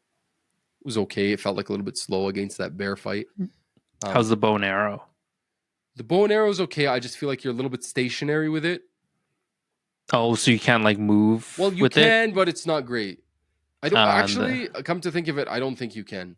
When you're aiming down sight, I don't think you can. I Oh, okay. could. Yeah, No, that's no, kind of you hard can. to. You can. Sorry, you can, but it's very slow. Uh, Yeah, it's good for when you have enemies. You see them at a distance. mm, Yeah, I kind of focused on the main story. I could see in the distance some cool little areas that I wanted to explore and stuff like that. But yeah, that's Avowed. I don't know how I feel about Avowed. I don't think I've played enough to say it's a good game or a bad game. The Metacritic scores are out. It's sitting at an 80 critic score. Um, it's sitting at a lower, it seems, user score. It's exactly at an 80. Um, it seems people are kind of split on the game. The user score is lower; it's at 6.8. You know, I mean, like this one person saying it's a buggy mess, hardly any content that is worthwhile, story's terrible. I mean, I didn't think it was a buggy mess. Mm-hmm. Like you didn't run into any like game breaking No, not at all. things, right? Yeah, I've heard things about it being repetitive, like the enemy types being repetitive. Yeah, so I don't know. I'd see what its open critic is. Yeah, it's definitely not groundbreaking game of the year. I don't think it's going to be a game of the year Yeah. discussion game. It seems like 86% of critics recommend. On Open Critic, the player rating is 90. Take that for what it is. The critic score is still kind of the same, 81. The thing is, I am just not really into like these first person action RPG games. I I feel like as the older I get, I'm really not into RPGs anyway. Mm-hmm. Because like I just the time investment is just something I cannot do. And I Yeah. would rather play a shorter game where it's curated for what I'm going to do and enjoy that, right? Yeah. You know what I mean? So first of all, that's that. Second of all, I don't know how I feel about First World. Even though in this case, I'll give it credit that First World action in this game, the combat was stellar. Was stellar. Like was something like I'm not used to seeing in a First World uh, kind of melee combat sword and board. Yeah, but the world, the fungus mushrooms, godlike, dream scourge, Adreus, the Adra, these crystals that talk to you. Who are you? These dialogue like branches that I'm not really into. I don't know if it's that the game is bad or if it's just really not my taste. Yeah. So it's very hard for me to like say how I feel after playing it because there's moments where I'm like, oh, I'm enjoying this. This is so much fun. I'm gonna play this. This is gonna be my next game. And then like there's moments where I'm like, yeah, I don't know. Do I really want to invest? It's not that long. I think it's like 20 hours main story, 60 hours like for everything. Yep. I'm like, I don't know. Do I really care enough to go through this? If I really want to do a game like this, like if the thought was, if I do want to do a game like this, I'd probably rather just do Kingdom Come Deliverance 2, which just came out like a few weeks ago. That on paper is more appealing to me than this, even though You they're know the what's same funny? genre. You're describing this, and that what you're describing sounds way more interesting to me than Kingdom Come Deliverance Really? was. Yeah. So maybe we should switch it up. Maybe you should play this, give it a Maybe. try, and see what you feel. Yeah. Yeah, because like I don't know, I like playing like Magic and whatever. So Oh, dude, and honestly, the enemy types sound way better to me than like some random English dude. random English dude. Yeah. Yeah, I don't know. It's like the combat was very fun. It was very fun. And Mhm. even kind of the exploring a little bit, some of the looting in some places was kind of cool. It wasn't a From Software looting. Like From Yeah, Software, if you have a linear From Software game, there's still so many meandering paths and so many little secrets and you figure out. Yeah, but here's the thing. I thought about this last night. I'm like, do I keep playing Avowed? And I was like, I put Dynasty Warriors on the backlog and I would rather play Dynasty Warriors right now. yeah, My mind was like, yeah, I should probably go back and play Dynasty Warriors. I enjoyed that way more. hmm So, yeah, I probably will not continue with Avowed. yep, If later on in the year, maybe I'll hop back on. But it depends. We have a crazy release schedule. We have Doom coming out May 15th. We have Elden Ring Night Ring coming out May 30th. Late in April, we have Clair Obscur 22, which is an RPG that is more interesting to me. We have yeah, South of Midnight, which seems interesting to me. yeah. We And have literally, the end of this week, we have Monster Hunter. we have So Monster Hunter end of this week. I don't really know where I sit on Monster Hunter if I'm gonna dive into that. yeah, I'm still kind of on the fence just because I yeah, feel like it's better to play that game co-op, but it's also a time commitment. yeah. The I Kingdom think Come I'm just came out. I would rather play Kingdom Come than Avowed, probably. So yeah, I think I'm most excited in terms of next release is Expedition 33 Clair Obscur. yeah, it looks very beautiful, that game. Yeah, I think that is a game. It's not supposed to be super long too, from what I understand. So I think this is like a game that I'll actually like start and finish, Yeah. just like Dynasty Warriors, basically start and Mhm. finish. Yeah. Anyway, that is Avowed. If you have Game Pass, whether it's on PC or Xbox, I don't see any issue with checking it out. I think it's worth checking it out. If you like what you're hearing, maybe, then go ahead and play it. If you like Skyrim, maybe this might be something that interests you. It's not exactly thematically like Skyrim. Color palette is different. Some of the other themes are different, but kind of same idea. If you like Obsidian games and the games they make, maybe check it out. Obsidian Games is apparently coming out with the Outer Worlds 2 this year, which I don't know how that's going to happen. Avowed and the Outer Worlds 2 in the same year is insane. I am more interested in the Outer Worlds than I am in Avowed. Mhm. Yeah, so give it a try and it might work out for you. So that's one of the games that I've been playing this week. The other big release that came out this week that I've dived into is Yakuuza Like a Dragon. No, Like a Dragon Pirate Yakuza in Hawaii. That is a mouthful of a title. So for the listeners, I did not play the actual game. I did not go out and purchase it. I played the demo that dropped last week to see if it's something that interests me. So the demo is effectively you're already a pirate. So just to go back, this is a spin-off game for in the Like a Dragon or the Yakuza series. So the series used to be called Yakuza in the West. It was called Like a Dragon in Japan. Recently, they did a shift where they united the two, and now they call it Like a Dragon everywhere. So there was Yakuza 1, 2, 3, 4, 5, 6, and 0. Yakuza 7 is where they switched and they called it Like a Dragon. What was it called? It was called Yakuza Like a Dragon. Yeah. They called it Yakuza Like a Dragon.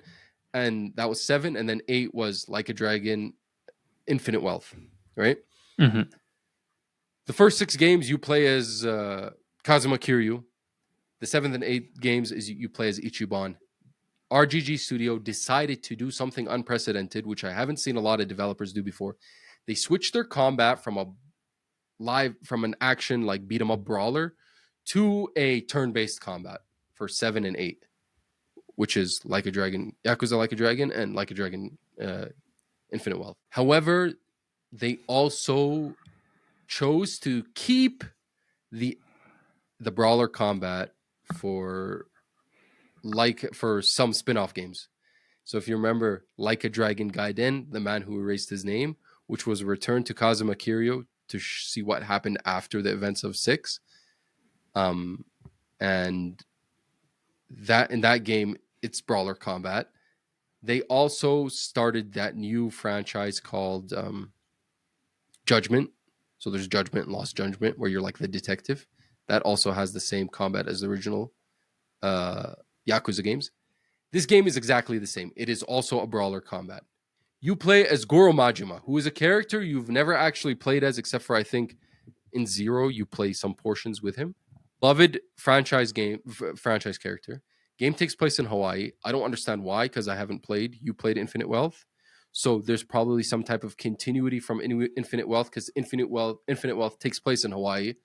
The first time that you actually leave Japan in the series takes place there. This is modern day Hawaii we're talking about. Like, you're there modern day, but for some reason you're also a pirate. And I'm talking like a pirate in a wooden ship, like Caribbean golden age of piracy pirate. You're in a wooden ship. Give me a second. I'm just gonna fill up my water bottle because my throat is very dry. So yeah, the demo doesn't exactly explain to how you got there, why you're a pirate, right? But you're a pirate. Yeah, I mean, the Yakuza games, a lot of it is like your imagination. So it's probably his imagination. For anyone who doesn't know, the Yakuza games is you're basically in the Japanese criminal underworld, but there's heavy comedic themes.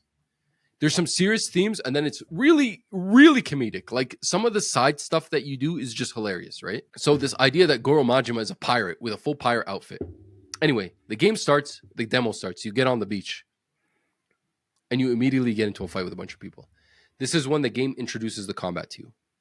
So there are 2 forms in the combat. You could be Goro Majima, where you're fighting with like a pocket knife, and you have different combos or whatever, and different abilities. And then you get to try Goro Majima as a pirate, where he's dual wielding sabers, and you get to try that out. The combat is, as usual, from an action brawler Yakuza game. It's very standard. What to expect. It's all the same good stuff, but this whole idea of playing as a pirate too is like an extra bonus, and you have some like cool special abilities with the swords and stuff like that. So fun beat 'em up kind of combat. Then after you beat these guys up, you're basically let loose in Hawaii and you could do whatever you want. But really, all it is to just let you explore what that portion of the game is going to be like. But there's no main mission there. Basically, as soon as you do that, the main mission is to get back on your ship and go somewhere else. I didn't do that. I went and explored Hawaii. Unfortunately, I was extremely underwhelmed. I don't even know if this is going to be the final product for the game. I'm a little bit like, well, that's not interesting. Essentially, the entire places, it almost is like a crappier version of what's the place in Final Fantasy VII Rebirth where you go to the beach?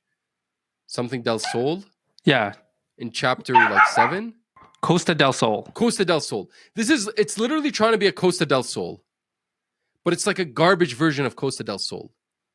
You're literally on the same like speeders that you could get like for Cloud. Yeah, the Segway that you drive. Yeah, that you drive around with, and like literally Majima's literally driving around in the middle of the street with him, right? And you're like on the beach, so there's people on the beach. You like talk to people, but it felt like the open world or the open area there. The majority of the icons there were just different food establishments, different restaurants, and all you could really do at these restaurants, look up their menu, and they're unique. But at the end of the day, it's just food that all it does is give you back your health and your stamina or whatever the other bar is, the build up bar. And I'm like, what? I don't like. Maybe I haven't played enough Yakuza to know that this is literally standard Yakuza. Like the world is just a bunch of restaurants and just a bunch of establishments. You go in there, you buy food or whatever, and then all it is literally you just get your health back if you want to buy it. That's all. Like that. Most of the icons was that. So I'm like, I think it is pretty similar. If I'm trying to remember, yeah, like the map itself is just like you kind of explore. There's certain places where you can change jobs, and then the big thing is like the dungeons or like the scenarios that happen, and then that's like the combat area. Well, I'll tell you what the combat Yeah. was. The combat was bounties.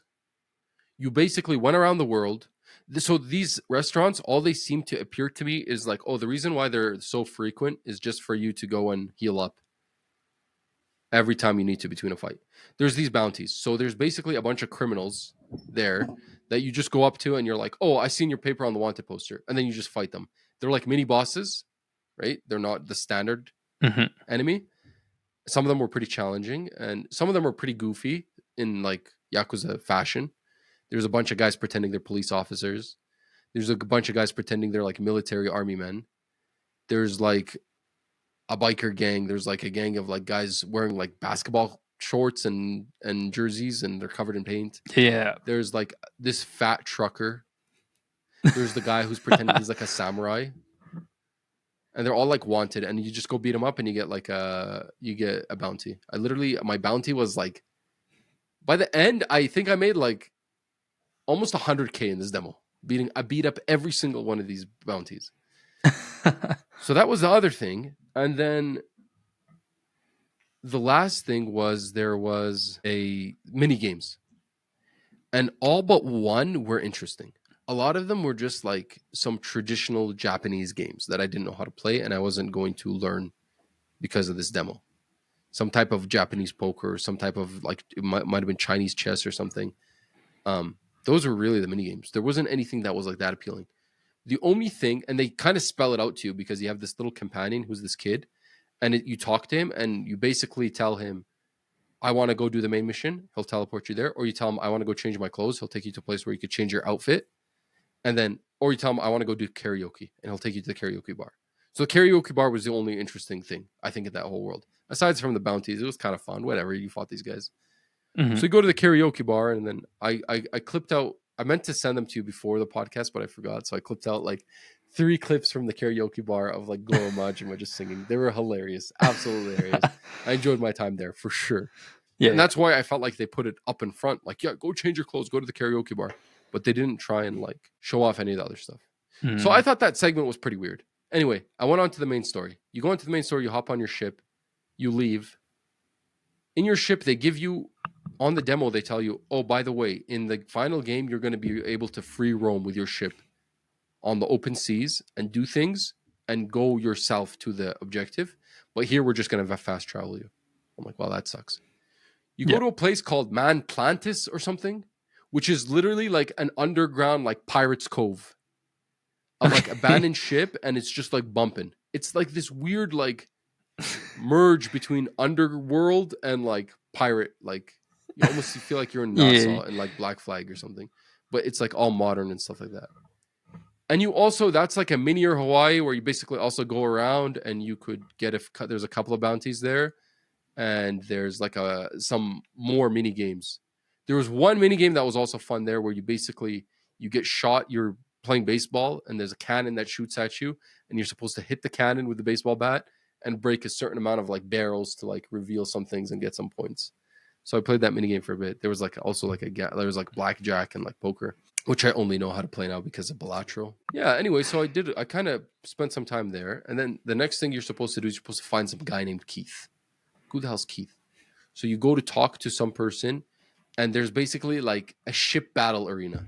And you have to do one of the ship battle arena missions. I did all of the ship battle arena missions that were available to me. This is where you get to experience the naval combat, right? Mm-hmm. So you do like 2 or 3 missions, you're fighting like enemy naval combat. You get to try out your cannons, you get to try out your front machine gun, you get to try out like how you evade, how you dodge. Standard ship battle system. I did not play it enough to really know how deep it was. I not played enough to compare it to Skull and Bones or to Assassin's Creed Black Flag. I think Black Flag is probably still the best ship naval battle game ever. The thing that this has on Skull and Bones is that you could board the ship, which you could do on Black Flag, but you can't do it here. You couldn't do it in Skull and Bones. So you could actually physically board the ship after you incapacitate it and then fight the crew, which is fun, as Goro Majima doing the same thing with the swords. It seems like the ship customization is very interesting. You don't get to do it in the demo, but you basically pick up people from the world and you put them, and you could make them part of your crew. So I saw my crew list. Like I see who are the guys that are on the cannons, on the port cannons, the guys that are on the starboard cannons, the guys that are on the whatever, the different systems of the ship, right? So it's pretty cool. You could upgrade your ship like that, aside from the regular ship upgrades. Mm-hmm. Yeah, so don't expect it. Don't, from what I saw, don't expect like Assassin's Creed Black Flag, or it's going to top Assassin's Creed Black Flag. But at the same time, like Skull and Bones was literally supposed to be that, and it did not like hit that level. This is just kind of a fun little game. So the ship combat is fun, but it's nothing revolutionary at the end of the day. Okay. So I did the ship combat missions. Then you finally go to find this Keith guy. Turns out the Keith guy is just some other pirate guy at a bar that you just beat up. He's just another boss. And that's the end of the demo. So really, if you don't do all that side stuff, the demo could be played in 15 to 20 minutes. Okay. Yeah. This is not like I don't know what the final game is like. It might be an amazing game, but based on this demo, I don't think it showed very well. I'm not really interested in picking this up. Considering both the reviews are like, I think it's like 79 on Metacritic or 80. You know what I mean? Yeah. Also, I'm not really invested in the Yakuza world. I'd like to, but the more RGG keeps releasing games every year, I just get overwhelmed with what to do. Do I play the newest one? Do I go back? So factoring that in, factoring the fact that it's not revolutionary, the review based on the reviews, factoring the fact it's a $90 purchase, and then the demo itself, yeah, it's a pass for me. The demo was just the demo. Just I don't didn't think show enough. That I don't was think good. it really showed very good. Yeah. Yeah, I guess that is very hard to justify at that point. Yeah, I mean the demo is supposed, and like here's the thing. I can't just say, oh, maybe the demo doesn't show what the game is supposed to be. Well, that's on the developer to release a demo that's going to Exactly, make the game yeah. feeling. For example, Dynasty Warriors Origins. I played that demo. I instantly bought that game. Right? Yeah. That was amazing. I played that. I'm like, oh, wow, I've never experienced this before. This is remarkable. I enjoy this. Went bought it out. Even though Dynasty Warriors reviewed kind of the same thing as this. Yeah. Dynasty Warriors just sitting at like 79 on Metacritic. But I played the demo and I'm like, I enjoy this. Yeah, it needs to sell games, right? That's the point of a demo. Yeah, if it doesn't sell the game, then exactly. Like, it doesn't matter how your game is, per se. It's very tricky because some studios are doing this thing called the trial, where the trial is you play the actual game, but for a short, limited period of time. Yeah, like they'll give you like an hour or something. They'll give you an hour or 2 hours or 4 hours. Then there's some developers that go demo. So they actually curate a section of the game for you to play. It's like a double-edged sword. Because if the section that you curate for the game isn't a good representative of what the game is, it kind of sucks. But then at the same time, if you do this trial version, like Dynasty Warriors, the part they put you in the game was like a later level combat, big fight. You understand fully the whatever. But when you actually start Dynasty Warriors, you're not doing fights that big or that complicated. So that demo, because it's a segment from the game cut out from a certain point of time, it actually showed better than I think it would have showed if it was like, you get to play this for 2 hours for the first 2 hours. Right? Yeah. Depending on how far you got, right? And what type of difficulty level. Yeah. Yeah. So it's that's why some developers don't even do the demos. Right? Yeah. And they'll just do like the 2 hour. But then it just pressurizes them to like make their first like few hours of the game amazing. Yeah. And then. So, unfortunately, I would say even if I were to play one of the two, it would be Avowed. Like it's Yakuuza. Oh wow, okay. Yeah, Yakuuza is a hard skip.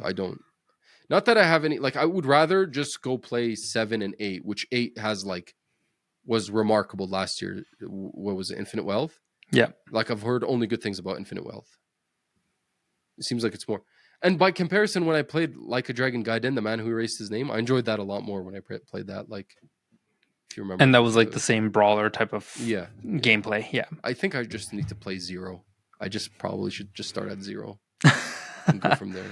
Play 0 if I like 0, or play Kiwami or Kiwami 2.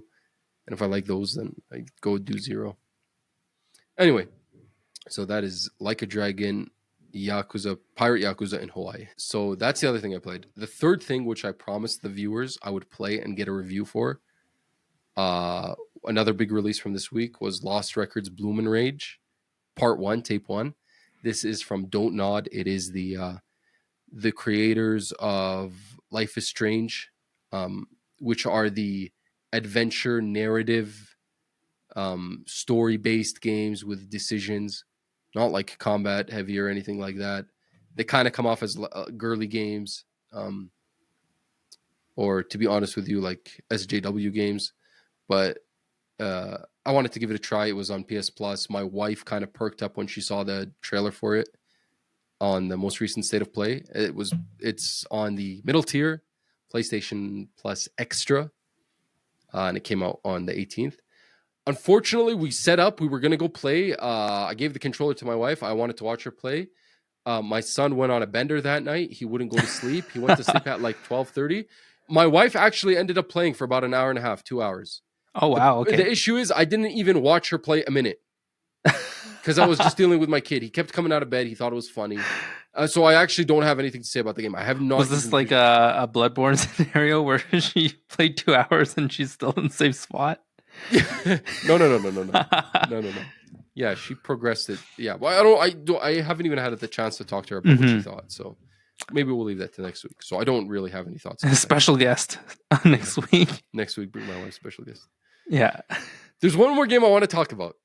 I made a joke about this last episode or the episode before. We reported on Resident Evil Resistance, Resident Evil Reverse, which was the multiplayer. The multiplayer add-on to Resident Evil Village that didn't even come out until like a year and a half after Resident Evil Village. It got delayed. It got bundled with Village, but didn't come out till later. Was being shut down in March, or I think like you couldn't buy it in March, and then it was being shut down later. And I told you I'm gonna go try it, and you're like, "Oh my god, you do that every time a game is like that's me. Anytime a game's gonna get shut down, I'm like, I got to see what this is about." I played about 2 hours of Resident Evil Reverse.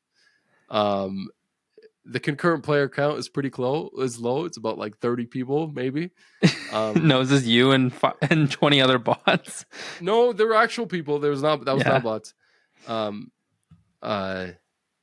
you could get into a game pretty easy. Okay. Like there was no bugs or anything or difficulty finding a game or matchmaking. Effectively, this is a team deathmatch game where you are put in one of the classic maps from Resident Evil games. There's Resident Evil 2, the police station. There is like the manor house from Resident Evil 7 Biohazard. There's the village from Resident Evil Village. Okay. I think I might be missing one that you play in. Is there Resident Evil 4? The village there? No, I did not see that. Or the original house from Resident Evil 1? I did not see that either. No. No.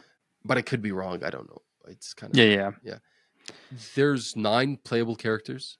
They're effectively Jill Valentine, Chris Redfield, Claire Redfield, Leon. What's his name? Leon Kennedy. Leon Kennedy. I remember, like, Leon Kennedy. Yeah. Is it really Leon Kennedy? No, it is Leon Kennedy. Ada Wong. Ada Wong. Yeah. Ada Wong, the waifu. There's 5 people.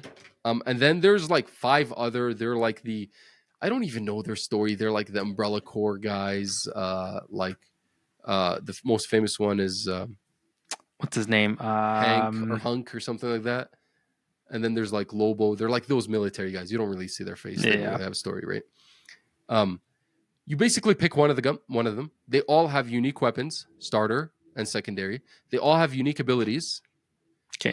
They all, and you just go in the world, and basically what you're supposed to do is collect ammo, collect healing things. The healing things, you don't get to store them and heal. You just have to find them after you've been hurt. And collect these things called biohazard vials, which I'll explain what they do. The more biohazard vials you collect, the better. And you just go around and you shoot people up. And there's some special weapons like rocket launcher, grenade launcher. But every time you kill someone, they don't die. They turn into a mutant. And and so it's like their second wind. You still get points for the kill, but if you kill them again, you get like second wind. But then they become like a mutant. Mm-hmm. And the tier of mutant they become is based on the vial they got. So if you didn't pick up a vial, you're just like this nasty slob thing that just all it could really do is kind of self-destruct. So you die anyway. Yep. You can take someone out with you. The other thing you get is that from that thing from Resident Evil 3 that's in the sewers that has like this tongue that you could come and like eat someone or whatever. The other thing you could turn into is like those Wolverine thingies from Resident Evil Village. That's the next tier. Then the tier is you turn into the freaking man from Resident Evil Biohazard 7, the freaky dude, the head of the family guy. Oh, okay, yeah. He has like a chainsaw and everything. And then the next thing is you become Nemesis. Oh, yeah. And then the thing after that is you become Super Tyrant from Resident Evil 2. Nice. And that's your second wind. And then you could get kills from like killing people while you're one of the baddies. Oh, okay. And then if you get killed, then you die and then you respawn again. That's it. That's all it is. The idea sounds very cool, doesn't it? Yeah, it does sound really cool. It doesn't play out. It's just not. Oh, yeah. That's sad. It's not very fun. It's not very interesting. Yeah. You're in this. You're in this. Which mutant did you end up getting to? Did you get to Super Tyrant? Or? I didn't get to Super Tyrant. I got to Nemesis, but I didn't get to Super Tyrant. Yeah. Yeah. The higher two, the more powerful you get, so you could get like more kills as one of these guys. Yeah. Were they pretty OP, or were they just like the higher ones are pretty OP? Yeah. But there's some high level players who like know how to dodge you and stuff. I tried all the characters, every single one. Yeah, some of them were good, some of them were whatever. They have different abilities. No need to like dive into it, especially because it's gonna go offline in a week. But I had to try it. I was like, I want to see, because I knew about this game. It was on my radar when it came out, but it was such a release delay after Village that I never played it. Yeah, it's not. The other multiplayer game that came out with these recent Resident Evils, which was Resident Evil Resistance, they came out with the 3 remake, I thought was more interesting. It's that asymmetrical multiplayer where you're like these survivors that are trying to get out, and there's like a master who's trying to like kill you guys. I thought that was more interesting than this. This just I don't know. It just kind of like, it sounds really good on paper, but I can't even put my finger on it. It just doesn't really work out. And like the actual gameplay just doesn't really come out to anything interesting. Yeah. So that was supposed to be a short episode, but I did a lot of talking. I think it's also because there was a lot of reviews, which is fine. It's not going to be like that every time. Back to 2-hour episodes. Back to 2-hour episodes. Sorry, I just did not. I couldn't like shrink down my thoughts about Avowed. It was just kind of all over the place. Avowed was all over the place. I couldn't really think about what I liked and what I didn't like. I couldn't put my finger on stuff. Yakuuza was easy. It's like, I played this. This what the hell? Yeah. Anyway, thanks for joining us again, guys. Follow us again on Apple Podcasts, Spotify, YouTube, wherever you get your podcasts, and on Instagram at the Slow Run Cast. We appreciate the support. I hope you guys keep enjoying these episodes. You could message me personally on Instagram. I'll see if I could reply if you have any recommendations or things you'd like to see change. about the podcast. Appreciate it. And yeah, do we have it? Are we expecting anything here for the next week or so? No, I don't think so. I guess we'll see. I mean, Monster Hunter 28. I don't know if we'll play it. I don't know. It just Yeah. seems like it's a big piece of work, and I don't really know if I have like a crew to play it. And then there's just some other games that are like really right behind it that are more that are just going to be way more interesting. More like and there's split still fiction. so much backlog. Like I still want to play Ninja Gaiden. Yeah, You've got that too. I only scratched the surface on Ninja Gaiden. Yeah.